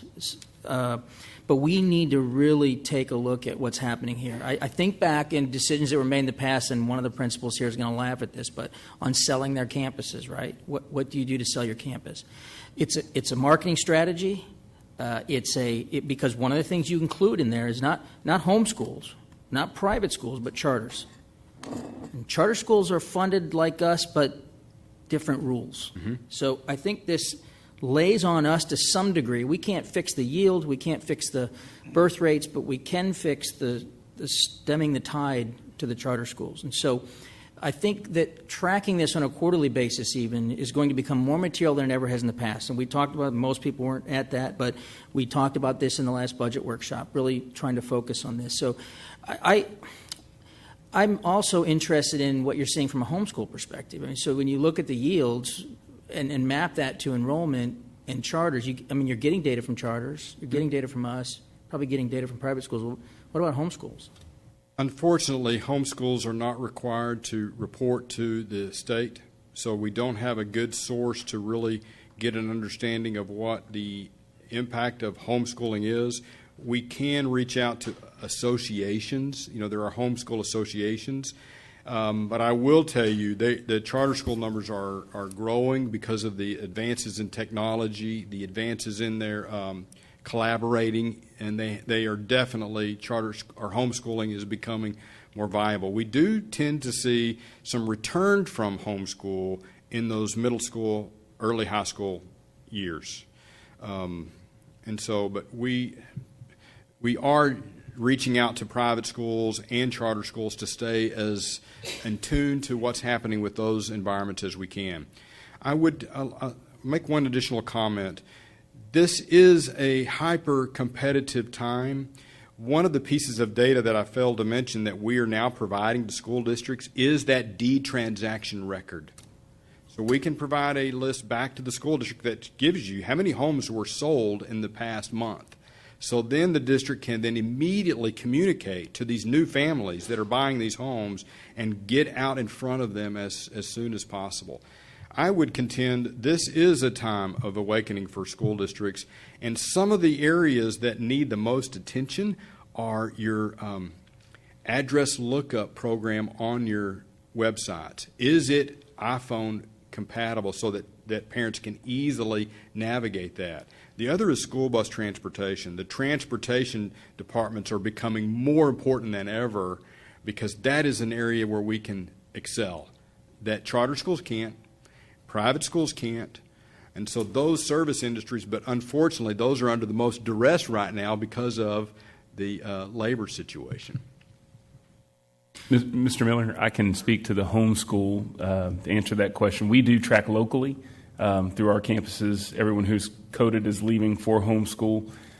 We've not seen that that's carried the significance in change versus what we have with charter. We track charter and private also as best we can, and we've also, just to let you know, we've increased the data tracking beginning with this 9 weeks to include some more demographic information on our students so we can better tell you exactly who those students are and what they look like per campus that are leaving. But the homeschool piece has not carried the significance that the charter has.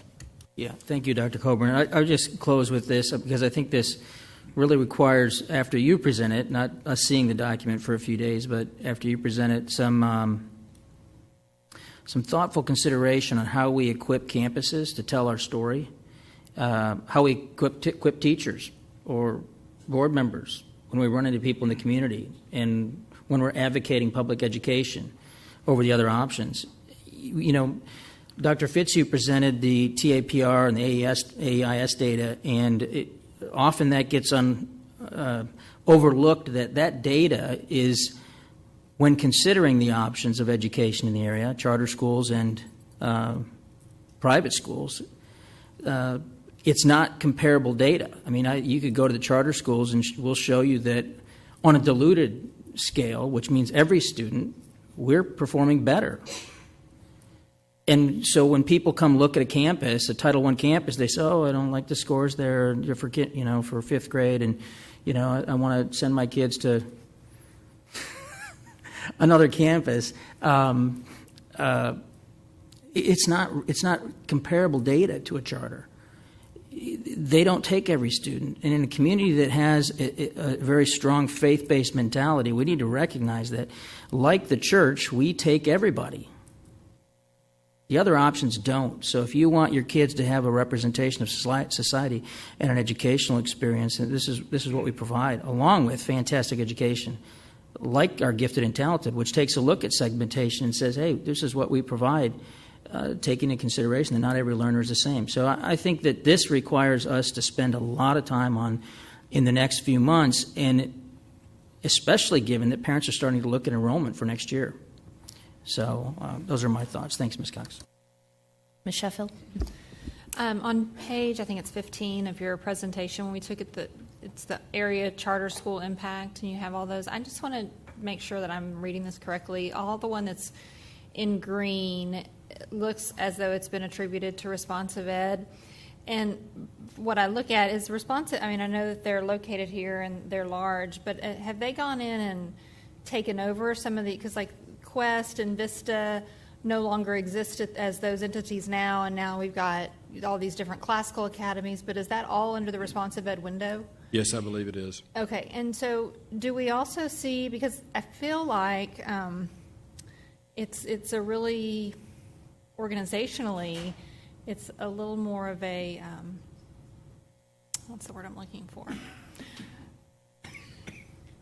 It's just they're just more organized and more aggressive. And I mean, is that a true statement? Because I mean, I feel like when I look at all of that green, those used to be kind of singletons, right? Mm-hmm. They used to be, this was my charter organization, and now I feel like you've got this very orchestrated effort to grow. Yes.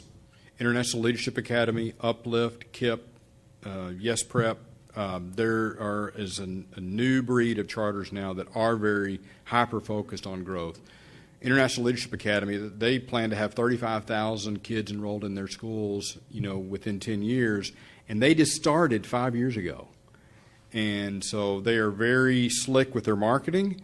They are blasting out mailings and information to homeowners on a very consistent basis. Thank you. Any other questions? Ms. Hassett, do you have any questions? Thank you. Thank you, Mr. Templeton. Thank you. Appreciate it. I just had a couple of Ms. Sells. comments. I just want to make sure, as a board member, it makes me feel like that I hope we're not going down a path where the 6 years then turns into the 8 years because of this. And so I know we get these reports on a quarterly basis, but I would just, I think that everyone, even our community, needs to be aware of watching what is happening. I find it very intriguing that you used two words that really stuck out. One was competition, and then you used hyper-competitive. And in a day and age where we are taking feedback for wanting to sell our schools, for wanting to market what we do as a school district, I think in this day and age, and with what you have presented tonight, it is imperative that we look at school districts and how we tell our story in a new light, because we are the only ones that can tell the story as we know it and can let our community know. And so I just wanted to bring those few things to light. So, thank you, Ms. Sells. As the board knows, we've discussed this matter, and certainly we do have to change the landscape, and there's no doubt that we will work hard. After publishing this data from Templeton, it will certainly help have the discussion with staff. I think in the past some of this has been masked because we've had about the same number of leavers as newcomers, but whenever now you don't have that mask, then it certainly is cause for, not cause for panic, but cause for a little bit of call to arms, so to speak. Mr. Miller mentioned something about bond projects. I will tell you that we have a community bond committee meeting tomorrow night, and we will share this information with them. Initially, at our sort of inspection of our bond projects, if you think back to our new bond projects, really there's only a couple of new schools. One is a replacement for College Street on Mill Street, and really the building of that doesn't change in how it alleviates overcrowding at Central Elementary and Lewisville Elementary. And then the Josie Lane Elementary School, which is, I think, a year 3 project. And as you see, even with the new data, there's still great need for a school to relieve Kamey and Independence in that area. So luckily, the great majority of our projects are 20-year refreshes on existing facilities and those types of things. So we'll have that discussion with our bond committee tomorrow night, but it is something that we certainly need to look at. Thank you. Thank you, Dr. Rogers. No further questions or discussions. We'll move to discussion items, the monthly financial report, including the bond report and the monthly investment report. Mr. Ball. Thank you, Madam President, board members, Dr. Rogers. This is the monthly report that we provide on our financial statements. The financial statements this month are for the 3 months ended November 30th, 2017. And we do believe we're on track to follow the budget there. Not a whole lot noteworthy there other than it's just 3 months of results. The grant schedule, we had a couple of questions on that, and we do plan to add the various grant periods to that in coming months, and that's why that's not labeled for the X months ended, because they don't all have the same fiscal period. And then you have the 2 bond reports, the 2008 bond funds. All of those funds are earmarked with the exception of about $500,000. And hopefully when all those projects are finished, we'll seek direction from the board about what to do with those remaining funds. And then you have the 2017 bond report. And we're really just getting started on that. We've incurred some expenditures primarily, I guess exclusively in technology as of November 30th. And that will quickly change as we embark on the projects that are coming up in the next 2 or 3 months. And then that we conclude with the investment report, and we'd certainly be happy to address any questions the board may have. Thank you, Mr. Ball. Does anyone have any questions for Mr. Ball? Ms. Hassett, any questions? Nope. Okay. All right, thank you, Mr. Ball. Security camera project phase 2, Mr. Colbeck. Thank you. We've been talking about security camera upgrades for a while, and as you know, this is a multi-phase project, and the technology department has worked closely with schools and student activities. So Matt Garrett's here to give you a brief update on phase 2 of the security cameras. The button's gone this time. All right. This is a discussion item for phase 2. If you recall, back in November, the board did approve phase 1, which is a 1-to-1 replacement of existing cameras, the older ones that were failing. That is an ongoing project in-house. Phase 2 is the expansion of our cameras throughout the district to cover critical areas not covered under cameras. There's 843 interior cameras. Those include the ceiling mounts, just like phase 1. Those create the flush, smaller view that you might see instead of the one that protrudes out from the ceiling tiles. The 501 exterior cameras with the smoke dome covers, and that also includes that rain wash. One of the biggest things for us is when it rains, sometimes that water beads up on those, especially if it's freezing. That camera's gone until it defrosts. So that rain wash actually lets that water bead off very quickly and creates the clearness for our exterior cameras. Again, this is to expand coverage to critical areas. Because of the scope of this and that our staff is doing the phase 1, we are using an outside vendor on this project. They will be able to work nights, weekends, summer, and get this done a little quicker than what our staff can do. The expected project scope would end around fall of 2018, this year. Phase 1, we're expecting to be done winter of this year as well. So we're looking at getting this project done by the end of 2018. With that, if you have any questions, I'll be glad to answer it. Anyone have any questions? Ms. Hassett? No. Thank you very much. Right, thank you. Okay, replacing board committee meetings with board work sessions. Dr. Rogers. Yes, ma'am. Thank you, Ms. Cox. I did send to the board a couple of options on just draft agendas for board work sessions. There's also one in your folder. Just a couple of things to make sure everyone understands. So we did have a board workshop on January 12th, and there were extensive discussion on the pros and cons of board committees, and the consensus at that time was to move away from board committees and try board work sessions. And if you remember, we even said at the end of the meeting, the good thing is nothing's set in stone. I mean, if there's a decision to change back or change to a different system, that's certainly a possibility. I do want you to know that some of us examined 11 different agendas from these school districts: Austin, Carrollton Farmers Branch, Denton, Eanes ISD, Frisco, Leander, McKinney, Plano, Richardson, Round Rock, and Spring ISDs. Also, thanks to Dr. Rapp, she actually brought up some information from Phil Gore, who, of course, did our Team of 8 training and some TASB stuff. So we did that and sort of used all that to create at least a starting place for our board workshops. If you notice, we put in place just some various reports, such as learning and teaching report, finance reports, so we'll just use those as we need.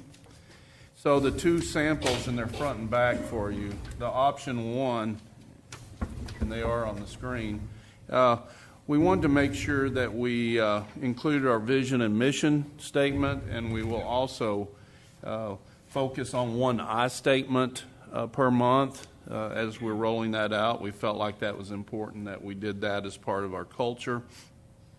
Option 1, we've kept it in the same format as our current regular board meeting, information items, discussion items. There will not, unless we just get in a bind, be action items, because this is not intended to take action.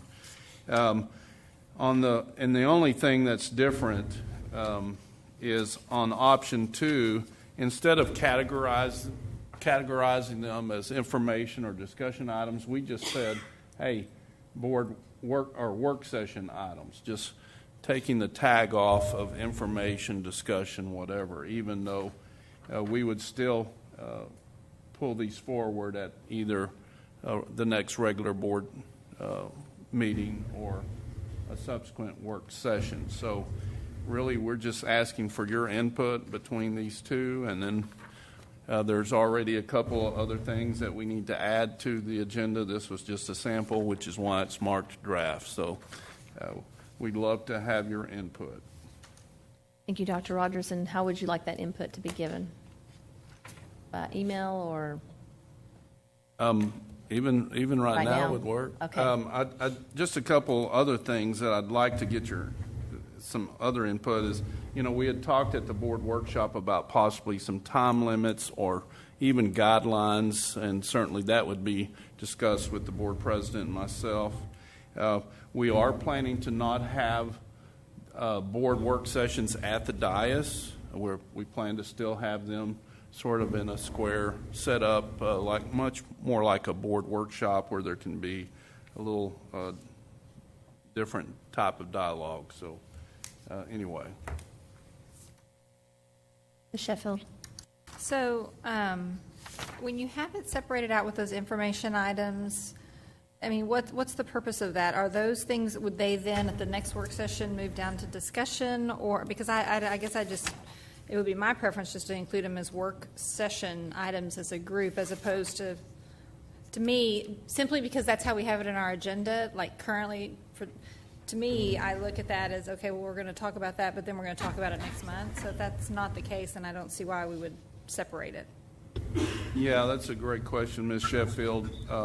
There's no doubt, for instance, the information items, those would at the subsequent board meeting become a discussion item, and, so it still could fit the 3 board meeting thing. The discussion items on here are either just updates, or they might be the second time a board committee, which of course we know are going away, but the board committee's already discussed it, so that's why it's in discussion. I'd prefer the work session items, but we wanted to give you 2 options. And because I wasn't at the meeting where y'all discussed the committees, I mean, would the expectation be, since we're having these regular work sessions, that allows us then to expedite some of the work at the board table? Like, so for instance, if we've discussed it in a work session, we're not then going to also have, that would be 4 discussions, essentially, if we don't pull something. Was that discussed, or? It was discussed. I sure hope it doesn't mean that we have to discuss it 4 times. Okay, me too. Thanks. Mr. Miller. I'm just going to reiterate for the entire board what I've communicated with Dr. Rogers and Ms. Cox, which is number 1. I think it's no surprise to many that I think Katy ISD we should just plagiarize what they do and how they do it, from communications to the way the workshops are run and to how they interact with the public. I think 3 things are important for me, and I'm probably going to stand alone on this, but nevertheless, I'm going to stand alone. 1 is how we communicate, what we communicate, and the way we engage our community as it relates to notification and then follow up on these sessions. Number 2 is community input. That's not been something we have traditionally done, but we have traditionally haven't done work sessions. And so when the body elected by the people... It was discussed. I sure hope it doesn't mean that we have to discuss it 4 times. Okay, me too. Thanks.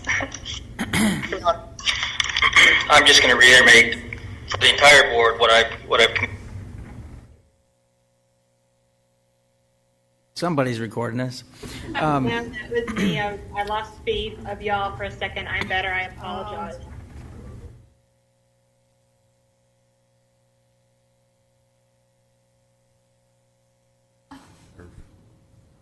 So I think it's just an opportunity for us to have a discussion. I may stand alone in this, but I want to encourage us to consider when we get together, there's a level of efficiency. You know, we were at about 8:05, I think, when we were still doing information items tonight, and we're going to be here a long time with a number of action items and then different things. So I think considering community input, which can be limited, and the last thing is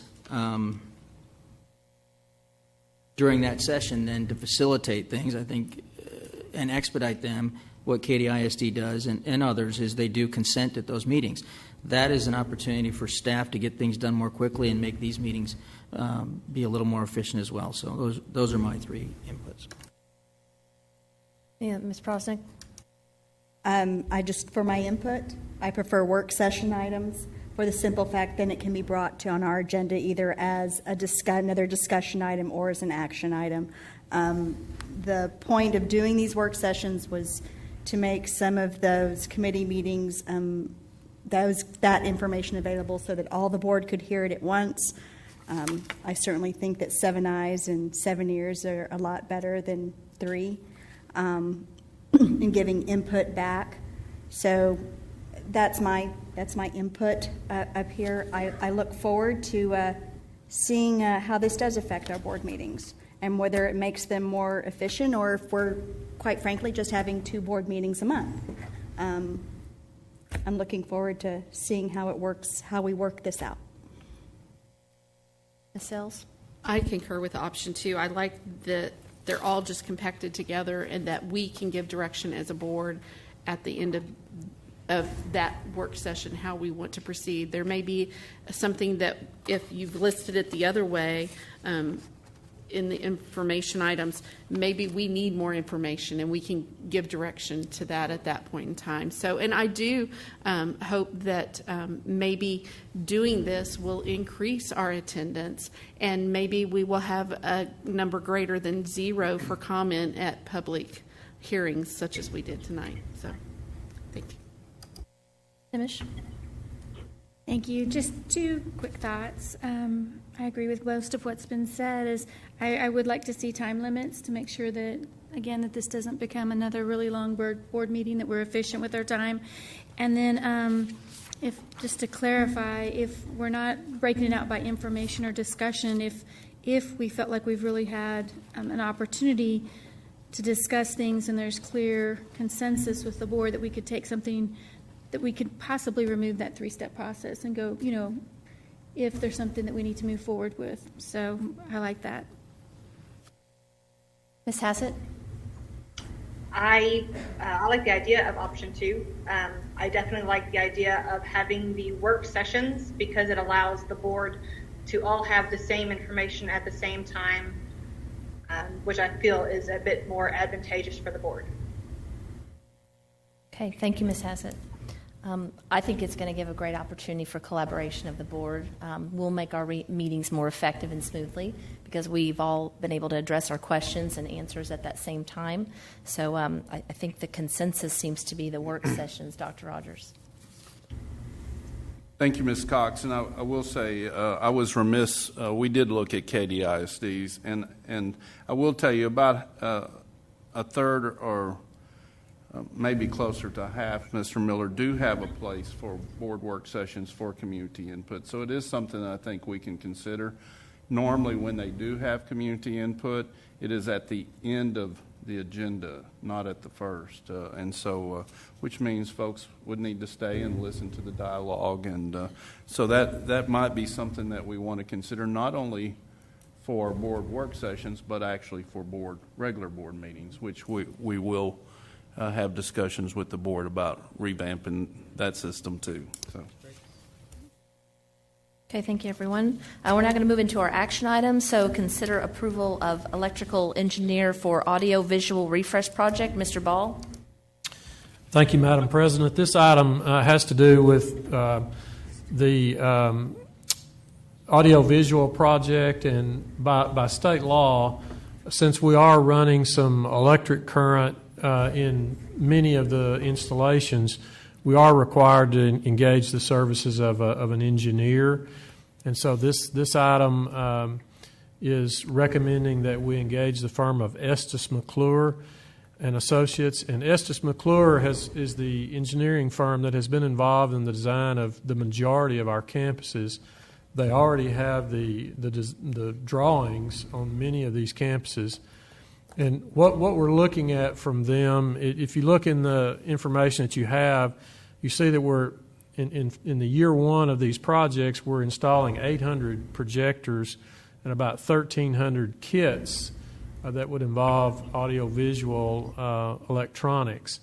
And part of those is the actual power to operate those systems.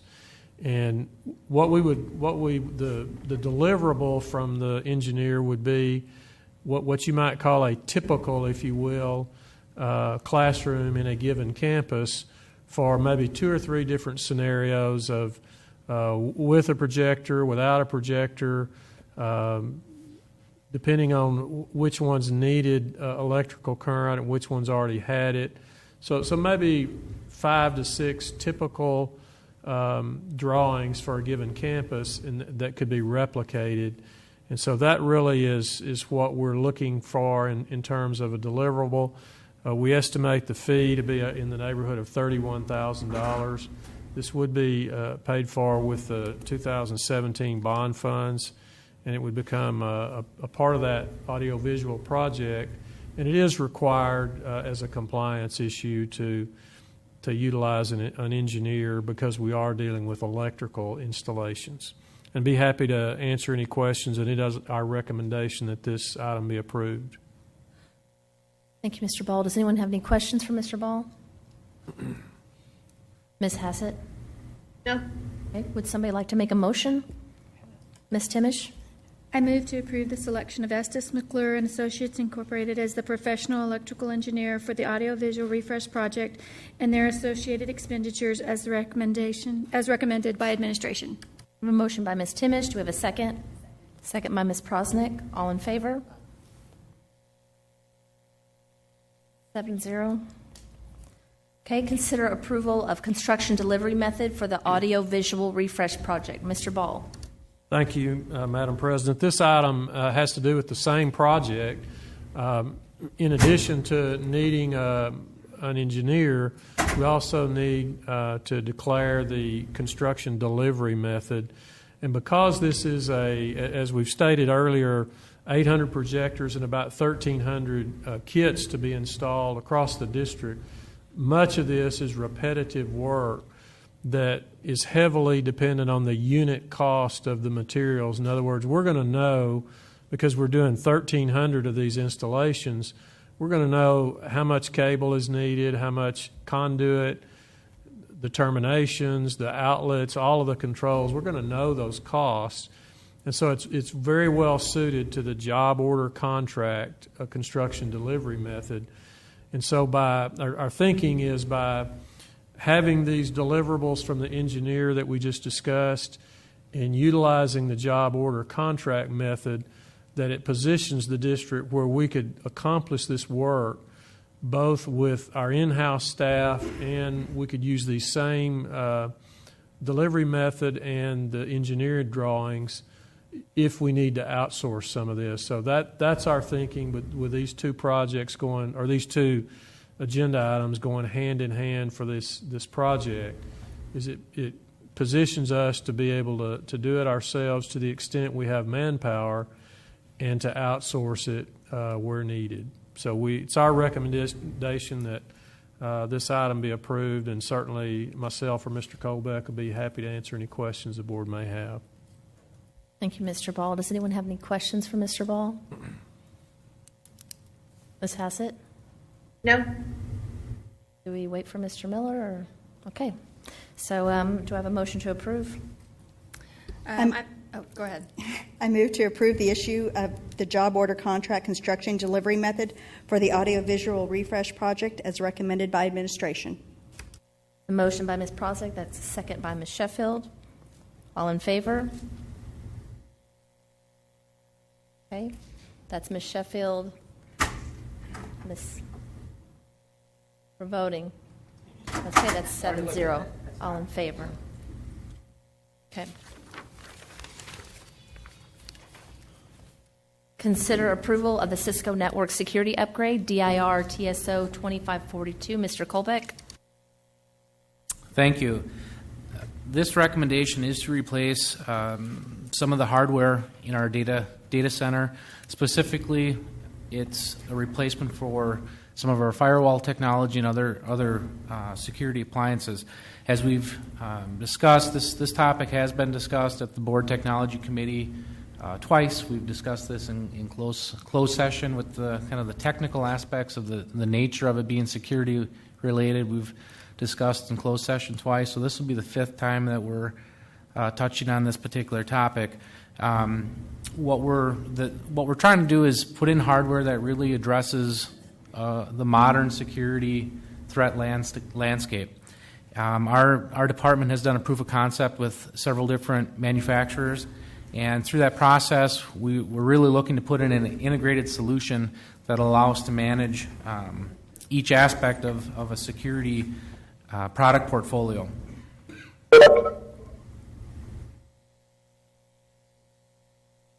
During the process of bringing this topic forward to the board, where we left it is we were going to work on an RFQ. We've completed that process. We have two different vendors that have submitted, both meeting the requirements of the district and providing value. On a positive note, and it was really more so just circumstance with the manufacturer, they did have an incentive program as well for the end of their fiscal quarter, so the vendors are passing on that opportunity for us to save $200,000 on this particular project. The funds for this project it is included in the technology bond project for 2017, and the total anticipated expenditure of this project is $2,982,000, and we are recommending this with the expenditure not to exceed $3,071,000, and the reason for that is a small 3% contingency. With the project this scale, we want to have the ability to, if we have to purchase another widget or two, we have the ability to do that. So that's the rationale for why that item comes in at $3,071,000. So with that, our recommendation is for the board to approve the Cisco Network Security Upgrade. And if you have questions, I would certainly be able to answer them. Thank you, Mr. Colbeck. Does anyone have any questions? Mr. Colbeck? Ms. Hassett? No. Okay. Would somebody like to make a motion to approve? I'll make the motion. Ms. Sells? I move to approve the Cisco Network Security Upgrade Contract DIR TSO 2542 with vendor NetSync Network Solutions and the associated expenditures not to exceed $3,071,000 as presented by administration. That's a motion by Ms. Sells, second by Ms. Timish. All in favor? 7-0. Consider approval of proposed budget amendments for the General Fund and Food Service Fund for the fiscal year ending August 31st, 2018. Mr. Ball?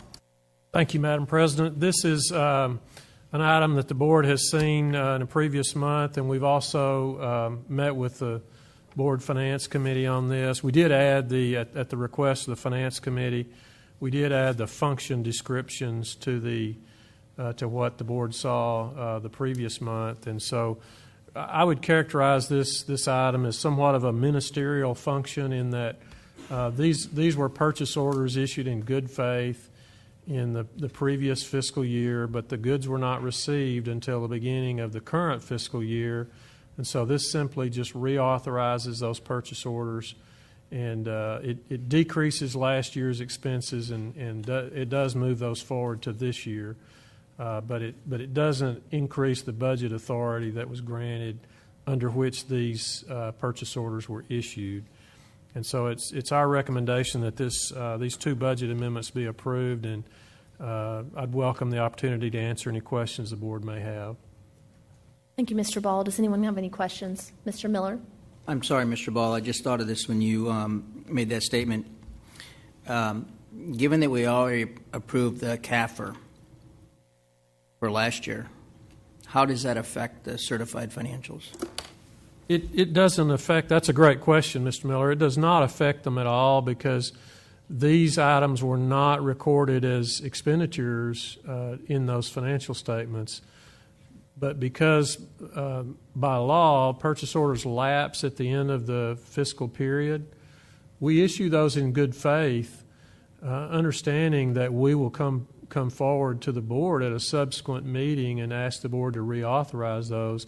Otherwise, we would have to just literally cease doing business near the end of our fiscal year, and that would be very disruptive to the educational process. So it is a little bit of a leap of faith when we issue those purchase orders toward the end of the fiscal year that the board will, in fact, reauthorize them. But it's really one of those things that's necessary in order to carry on our business and provide the goods and services that our campuses need to serve students during that period surrounding our fiscal year end. Yeah, and I don't question that we need to do it. It's that ministerial function you mentioned. It just when you mentioned that it would lower our budget from last year, I'm trying to figure out how we would do that versus just take the hit this year. It doesn't lower the budget, and it lowers the actual expenditures in that they were never recorded as they were issued under the authority of the fiscal year budget ending August 31, 2017. But because the goods were not received until September or later, they do become current year expenses. But because they were not recorded as expenditures in the year in which the budget authority existed for them to be ordered, it does increase the expense this year. Else? Do we have this type of situation, and I should have gone back and looked, but we have this type of situation, so it almost offsets yearly, correct?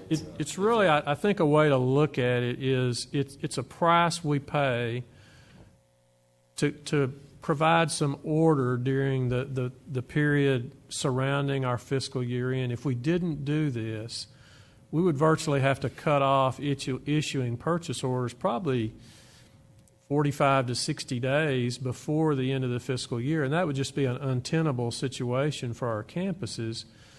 And so it's in every district that I'm aware of that this is just a routine thing, that we're not increasing any budget necessarily when you look at the 2 years combined.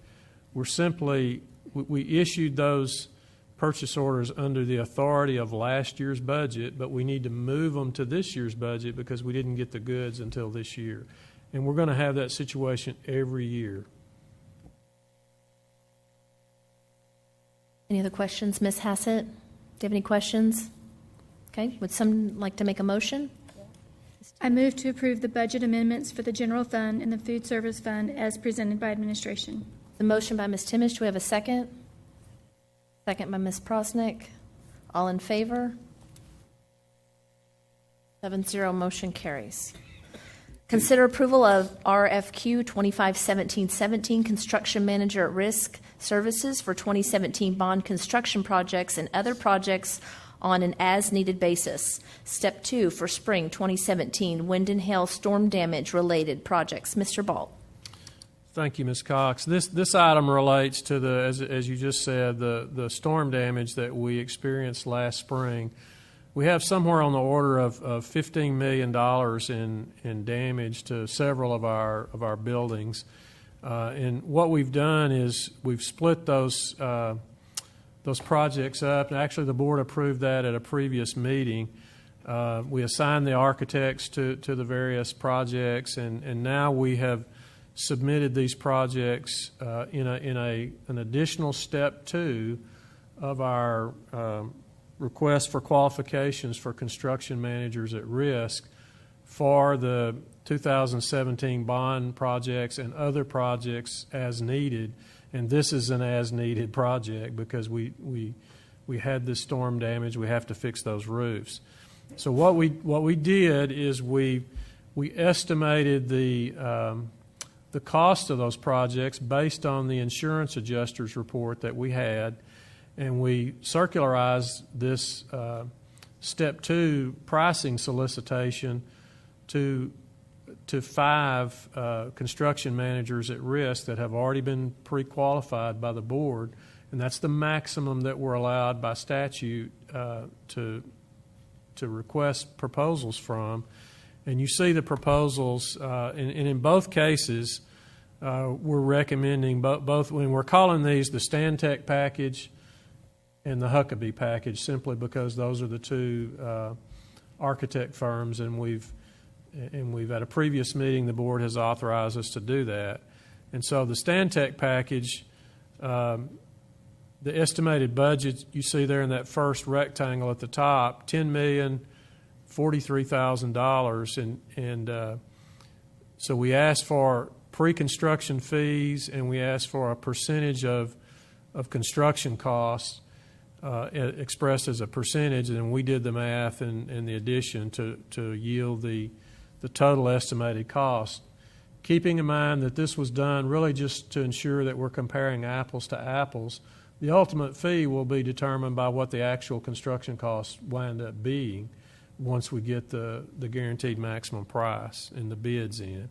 And so on the Stantec package, the low proposer was Pogue Construction. It's shaded purple there, for a total of their pre-construction fee and their percentage of the estimated budget or estimated construction cost is $411,677.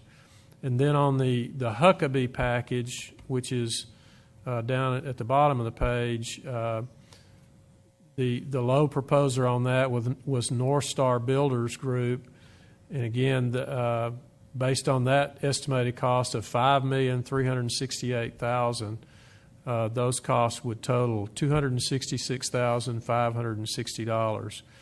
And so we're recommending the low proposer in each case here, and we did.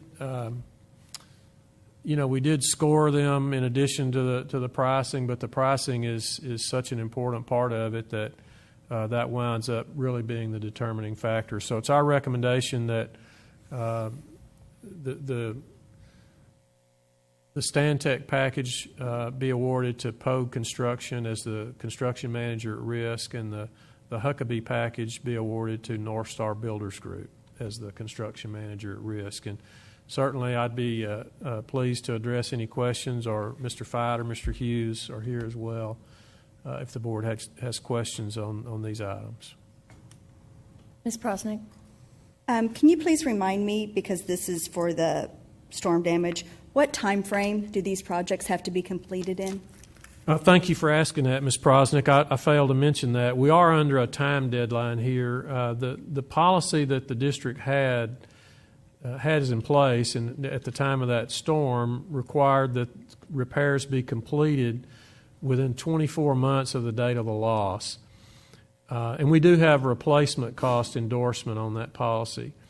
And so once we've signed and we did sign the proof of loss a couple of weeks ago, I believe, the insurance company will pay us the what they call actual cash value, which is the depreciated value of the loss.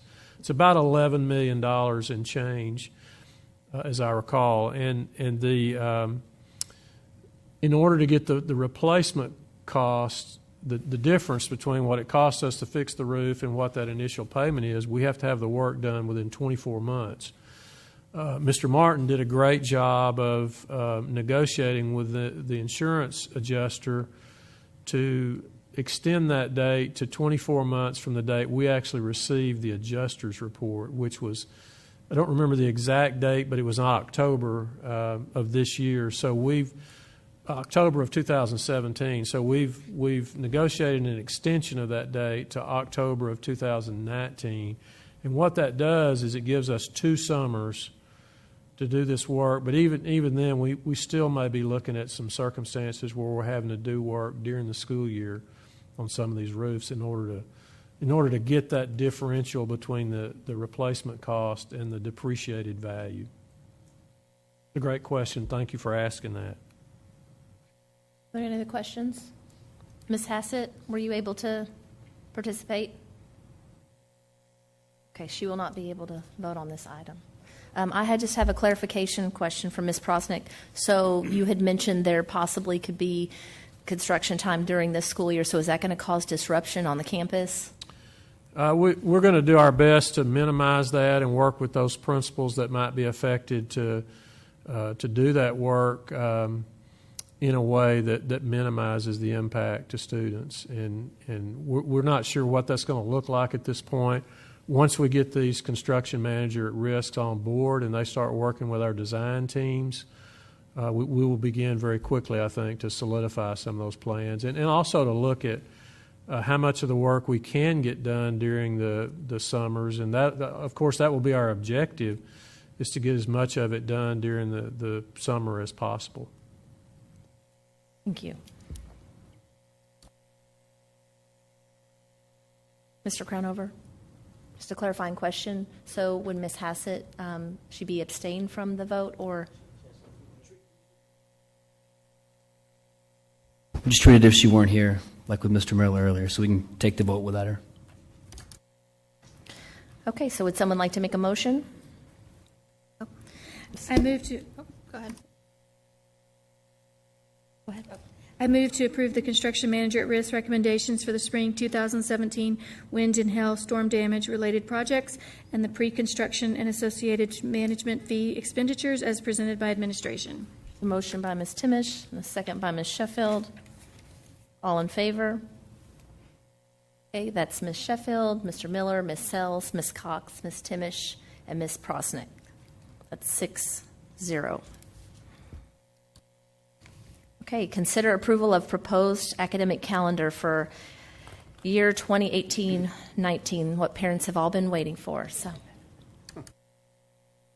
Mr. Bonner.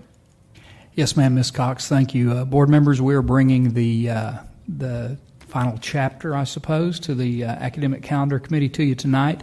As you'll recall, we initiated this process with you all in November with the presentation initially, had discussion items last month in December, gained input from speakers, both board members and otherwise, at those two meetings here, as well as input from the community in the annual survey. Tonight, what we wanted to do was just a real quick slide presentation on just kind of some culminating information. So if I may, and I don't have my glasses on, but this is a recap. We have presented a couple of traditional options, as you all are aware, and then a couple of early options, which push the school date a couple of weeks earlier than the traditional time period. I did do a little bit of research. I actually had all the calendars from 2006-07 in my possession and found that the dates have ranged for student starts from August 14th to August the 28th, and the teacher dates precede those two student dates by about a week. So that's a trajectory over the last, 12 years. Second item, we talked about UIL itself, the body, the governing body, but then also volleyball, football, and fine arts. And so Dr. Rogers had talked to a couple of his superintendent colleagues who are actually on the UIL Legislative Council, and they have advised that they are absolutely taking this matter up as a body to consider that in their June meeting, as other districts across the state are pursuing early start calendars as well. And then just some program considerations for the items mentioned earlier, band, football, and volleyball. And you can see Dr. Coburn, my colleague, and Dr. Rapp have done some discussion with those individuals. You can see that the band directors have the concern that the largest concern, while about 60% of all the volleyball and football coaches favor the early start. And band directors are legitimately concerned about the early start as it cuts into practice time.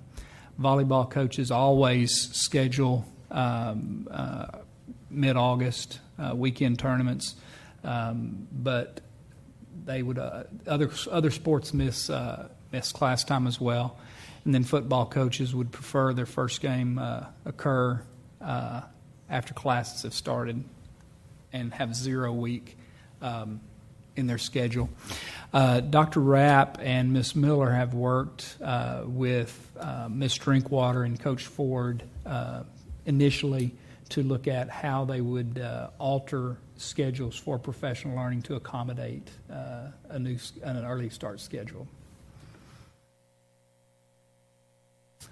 And then lastly, we wanted to ensure that, excuse me, a couple of suggestions that have come to attention on how to improve the process for next year. And so next year when we do the calendar committee, there's a couple of things we'll do for sure. Reorder the process that the matter is brought to the board so that we can have more of informative input. And then secondly, narrow the choices as was recommended. I'm happy to answer any questions, and thank you for your time. Thank you, Dr. Bonner. Does anyone have any questions for Dr. Bonner? Is Ms. Hassett still not with us? Okay. Okay, would somebody like to make a motion? Ms. Cox, I move to approve proposed academic calendar option B for the school year of 2018-19. Okay, that's a motion by Ms. Prosnick. Do we have a second? Second by Ms. Timish. All in favor? That's Ms. Sheffield, Mr. Miller, Ms. Sells, Ms. Cox, Ms. Timish, and Ms. Prosnick. That's 6-0. Motion carries. Calendar B for 2018-2019. Thank you. Your vacation plans. Consider approval of inclement weather resolution. Dr. Bonner. Yes, ma'am, Ms. Cox. Excuse me, we're bringing this item to you not in anticipation of any bad weather, but to prepare for that if in fact it happens. This item presents a resolution to the board which would address any situation whereby the district has 2 bad weather days, which we have built into the calendar, but what would accommodate the district's need with staff if we had additional days after that. The district could apply for waivers for those days. The question then becomes, we need to have a resolution to approve pay for those days for employees. As my colleague, Mr. Crownover, would share, there needs to be a public purpose for any expenditure of funds, and this resolution seeks to do that for employees that would be out of work or miss work in any days that are waived by the district in anticipation or response to inclement weather. Is that it? Yes, ma'am. I'm sorry. I'm sorry Thank you you. didn't kind of finish. I was waiting. I didn't stop with thank you for your attention, right. and Okay. I'll answer any questions. Okay. Sorry about that. Thank you, Dr. Bonner. Does anyone have any questions for Dr. Bonner? All right. Someone want to make a motion? Ms. Sheffield? I move to approve the inclement weather resolution as presented by administration. Second by anyone? Ms. Prosnick? Okay, that's a motion by Ms. Sheffield, a second by Ms. Prosnick. All in favor? Okay, that's Ms. Sheffield, Mr. Miller, Ms. Sales, Ms. Cox, Ms. Timish, and Ms. Prosnick. 6-0. Consider approval of TXVSN course process review waiver. Dr. Coburn. Thank you, Madam President, members of the board. We have Ms. Donna Henry here to help explain the nature of this unusual item that had to come straight to action as a result of Texas Virtual School Network being kind of folded in with the TEA. So, Ms. Henry, I'd ask you to come on up, and you can better explain this than I can.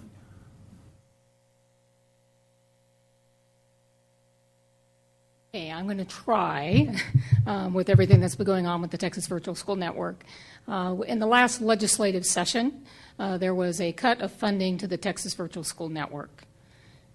Previously, it had been the operations had gone to Region 10 and Harris County Department of Education, where they were the Region 10 was the fiscal agent, and Harris County handled the operations. But also part of that whole piece was that we have our course catalog that's offered across the state, and Lewisville ISD is a catalog provider.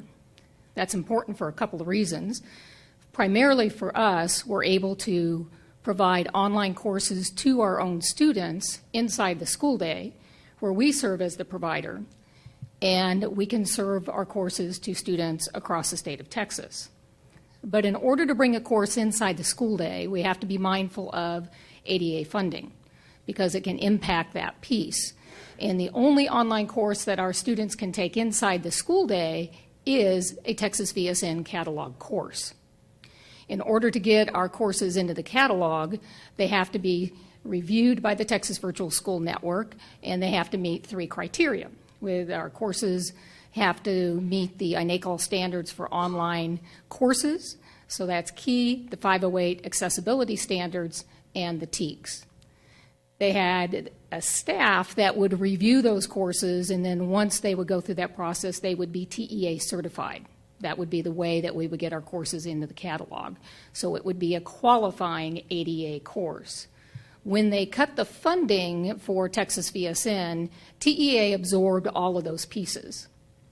So they became the operations center, and they spent this fall consolidating services and moving all of the course catalog pieces over to TEA to facilitate. But they suspended the course review process.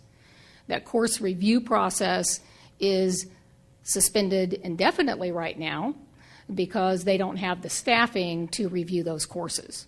Well, that caught us in a bind because when this whole thing came down, we weren't aware that that was a possibility.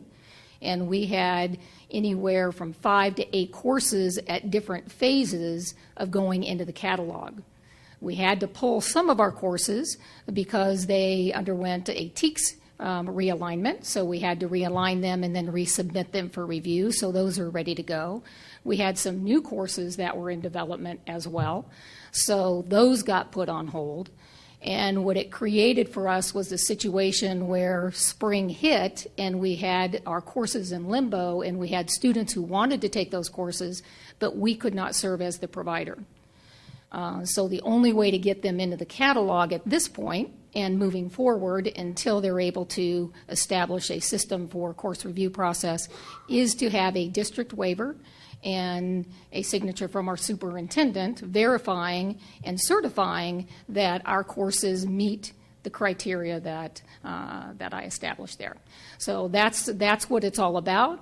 We've got a lot of experience writing and building courses and meeting the criteria, so we've been real successful with that. So we're confident that our courses meet the criteria, and the goal would be, if granted the opportunity to do the waiver, the TEA waiver process, that we would, once they have a process in place, go ahead and resubmit our courses for that TEA stamp of approval, because that's really what we want. We want TE independent review so that we have assurances that we meet all of those criteria through independent review.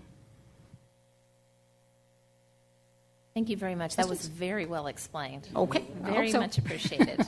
Yes. Right. Yes. That was a great explanation, so thank you. Does anyone have any questions?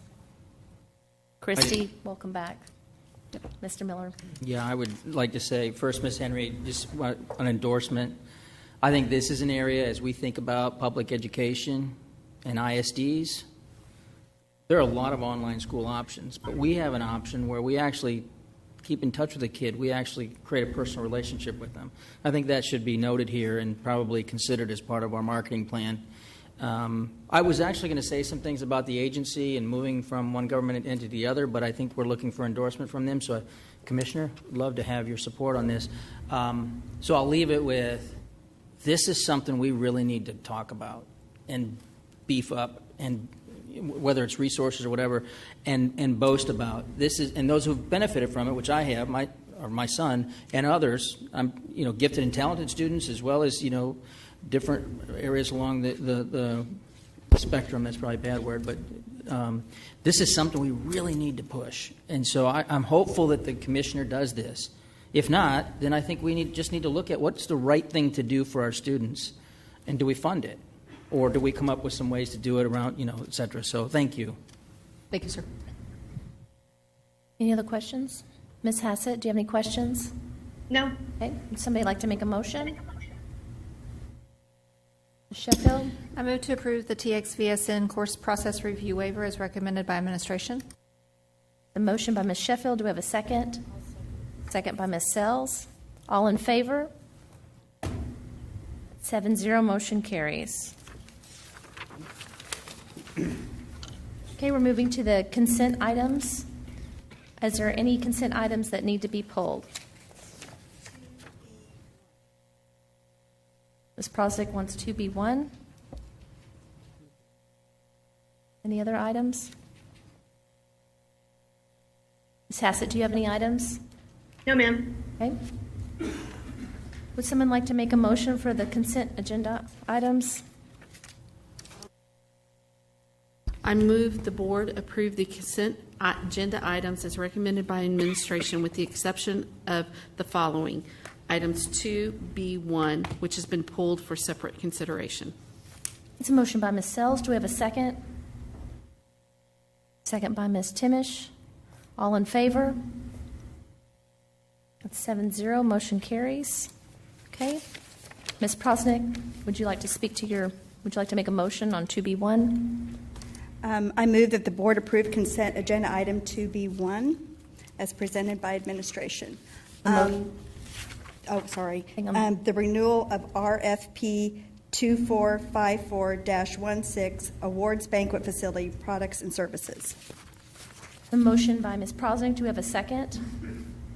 Second by Ms. Sheffield. Ms. Prosnick, would you like to speak to your motion? I have some questions about the survey that was sent out. I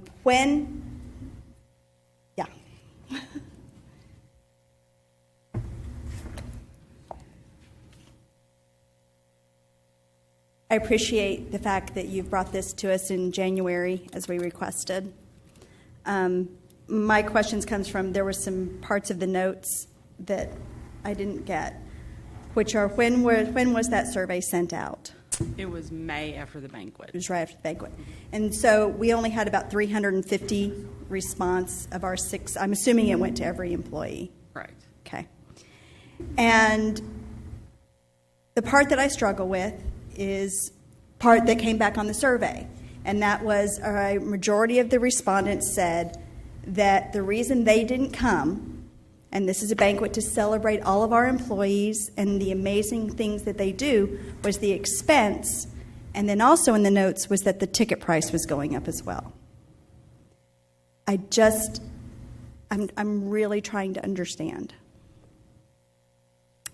why we aren't looking at ways of finding a venue or a way where we can celebrate all of our employees at a price point that they could attend.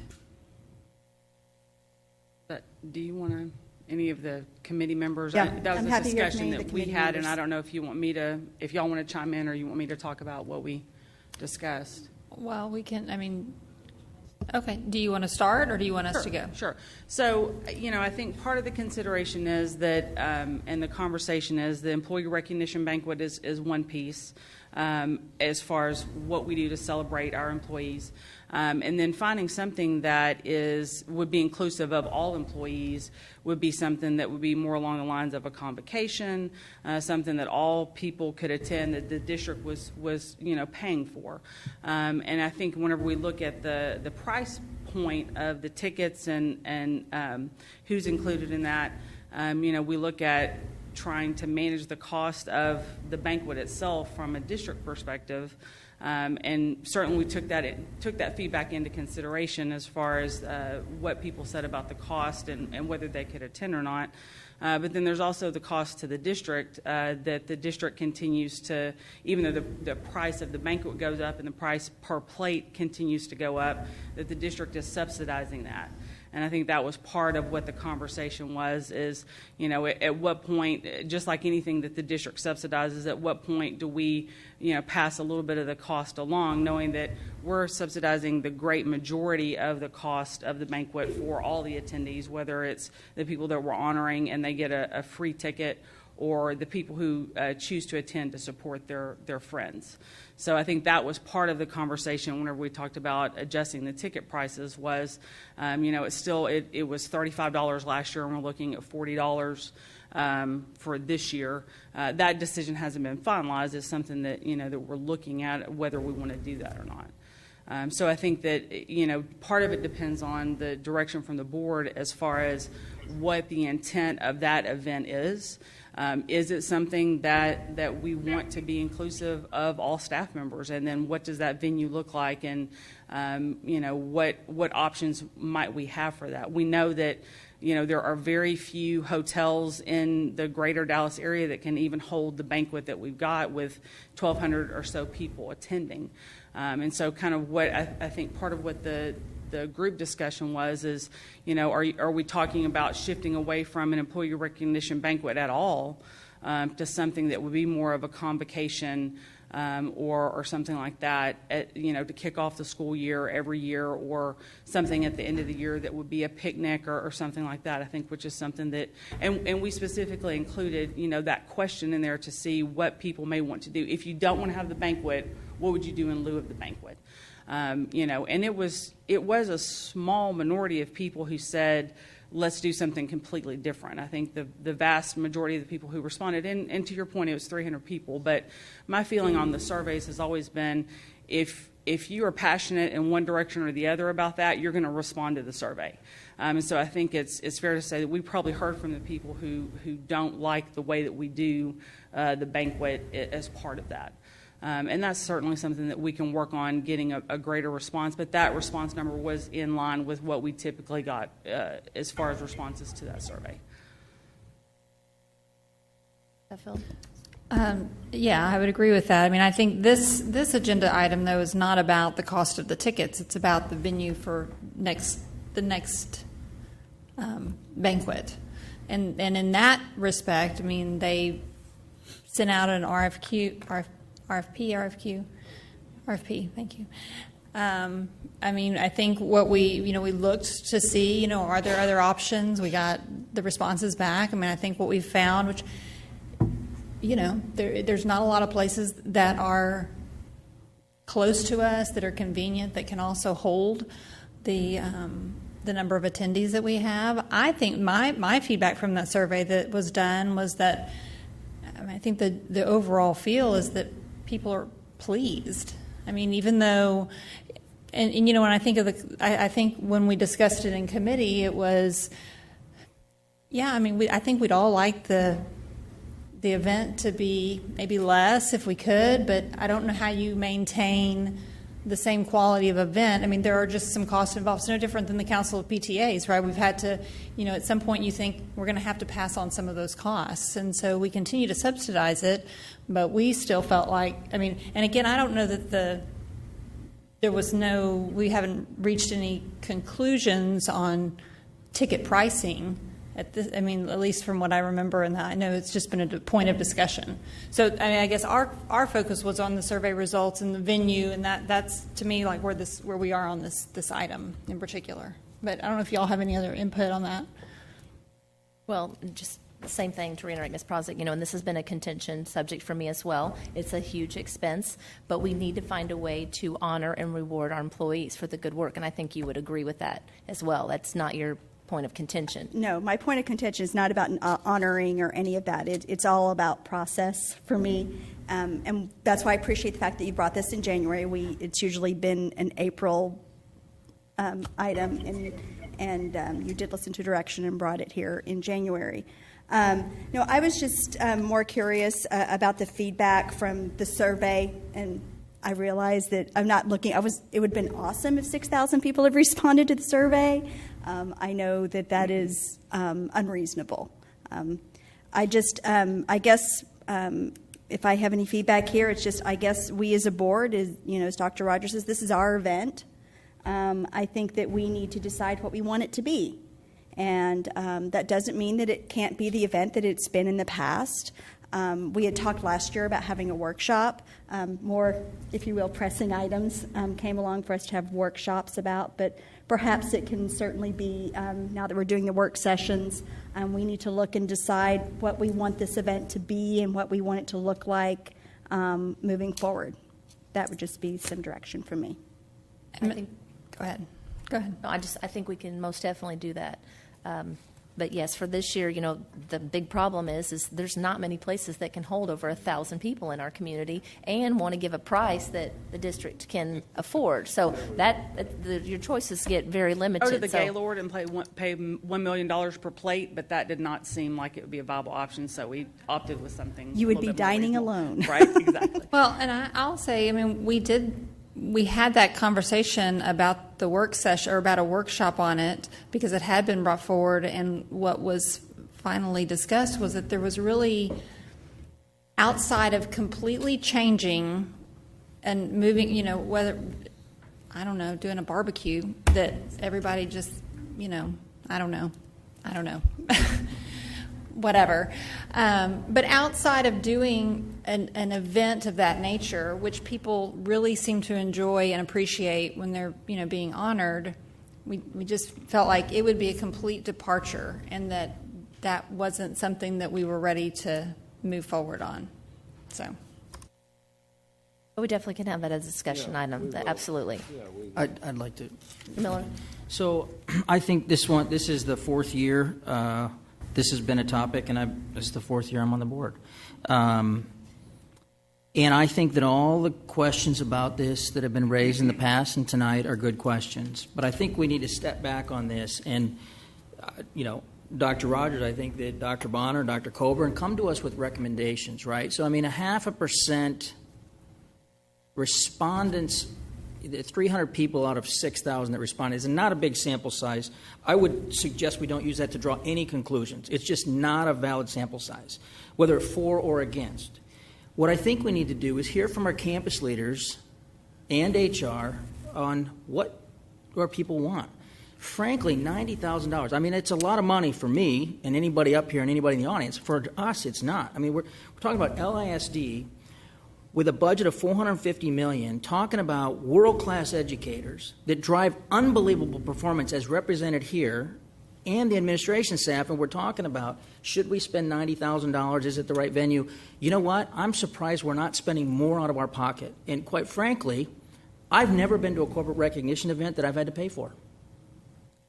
Hey, come and we'll recognize you, and if you can bring your spouse, they got to pay or whatever. I don't know all the mechanics behind it, but this is not a lot of money when you're considering what we're talking about. Now, I do like the ideas of should we have a convocation. I think our convocation last year was unbelievable.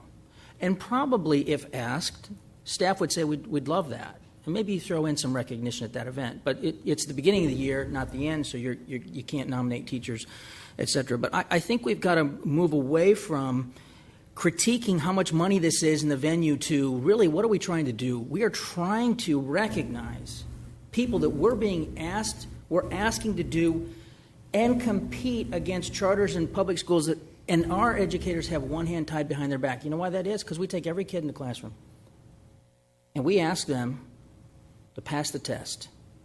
And we ask them to do things that are unusual compared to the other schools with an unusual amount of money and resources in an unusually complicated environment. And so I think that, what we don't want to send, and I know nobody wants to do this, is we are questioning whether we should recognize our staff. Absolutely, that's not it. But I think we've got to move away from every year critiquing the venue and 90,000 to, hey, what do you guys want?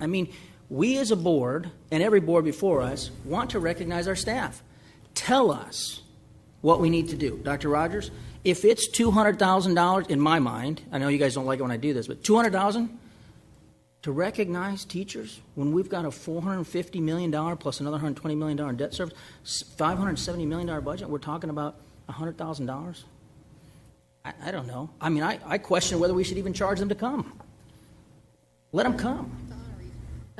Some, I know some don't, but there are principles here. You know what? If they want an unusual number of, if somebody says, I really want to go, but I can't afford it for whatever reason, I think we delegate that to the campus leader and say, hey, you work it out. Because you know what we do in our jobs? We don't like it when local control is stripped of us.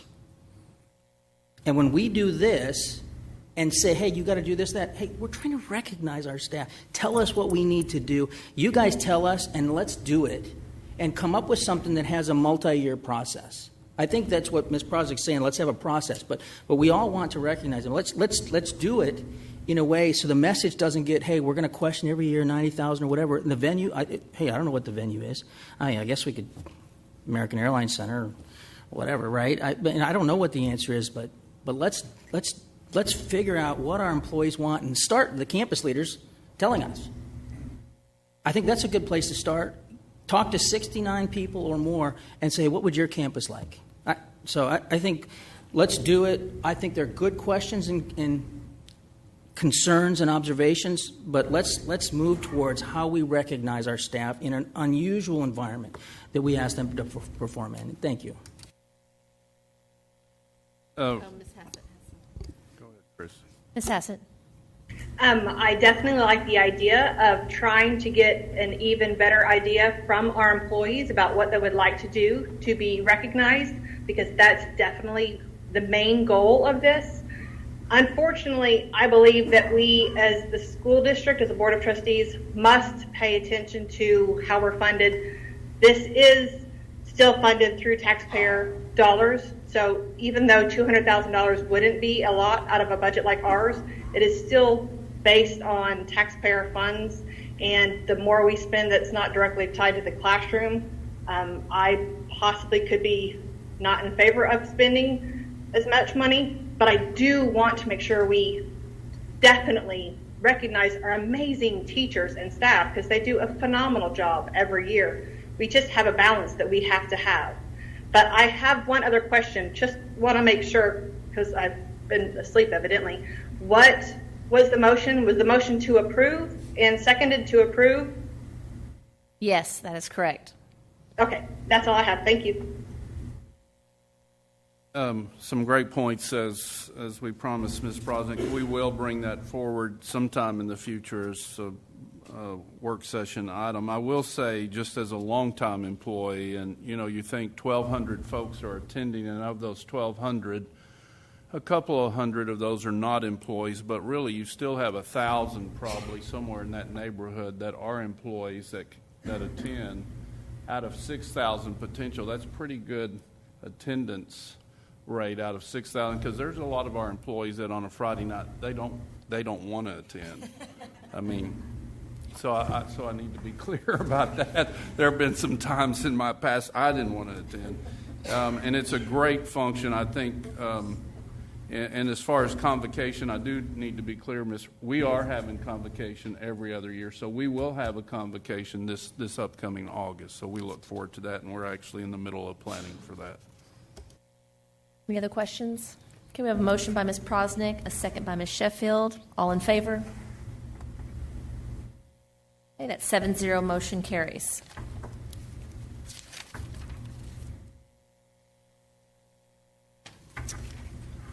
Okay, we will now enter into closed session as authorized by the Texas Open Meetings Act, Texas Government Code, Section 551. We will hear and consider and deliberate on a Level 3 student discipline appeal.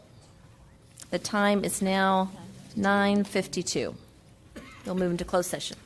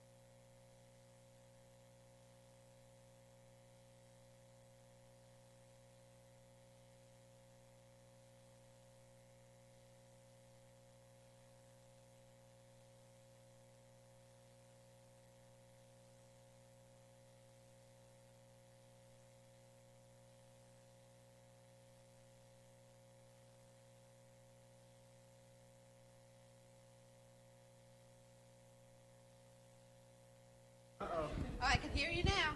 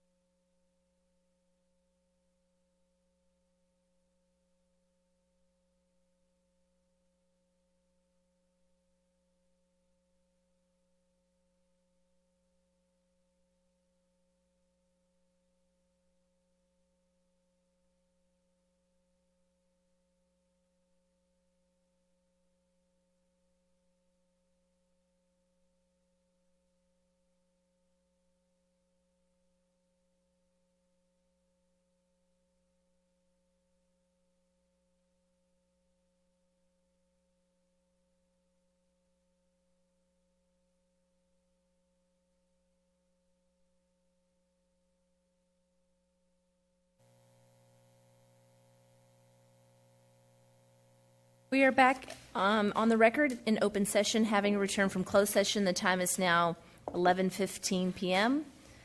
Does any board member have a motion regarding the student discipline appeal? I move, Ms. Cox, I move to uphold the level 2 student discipline decision of the administration.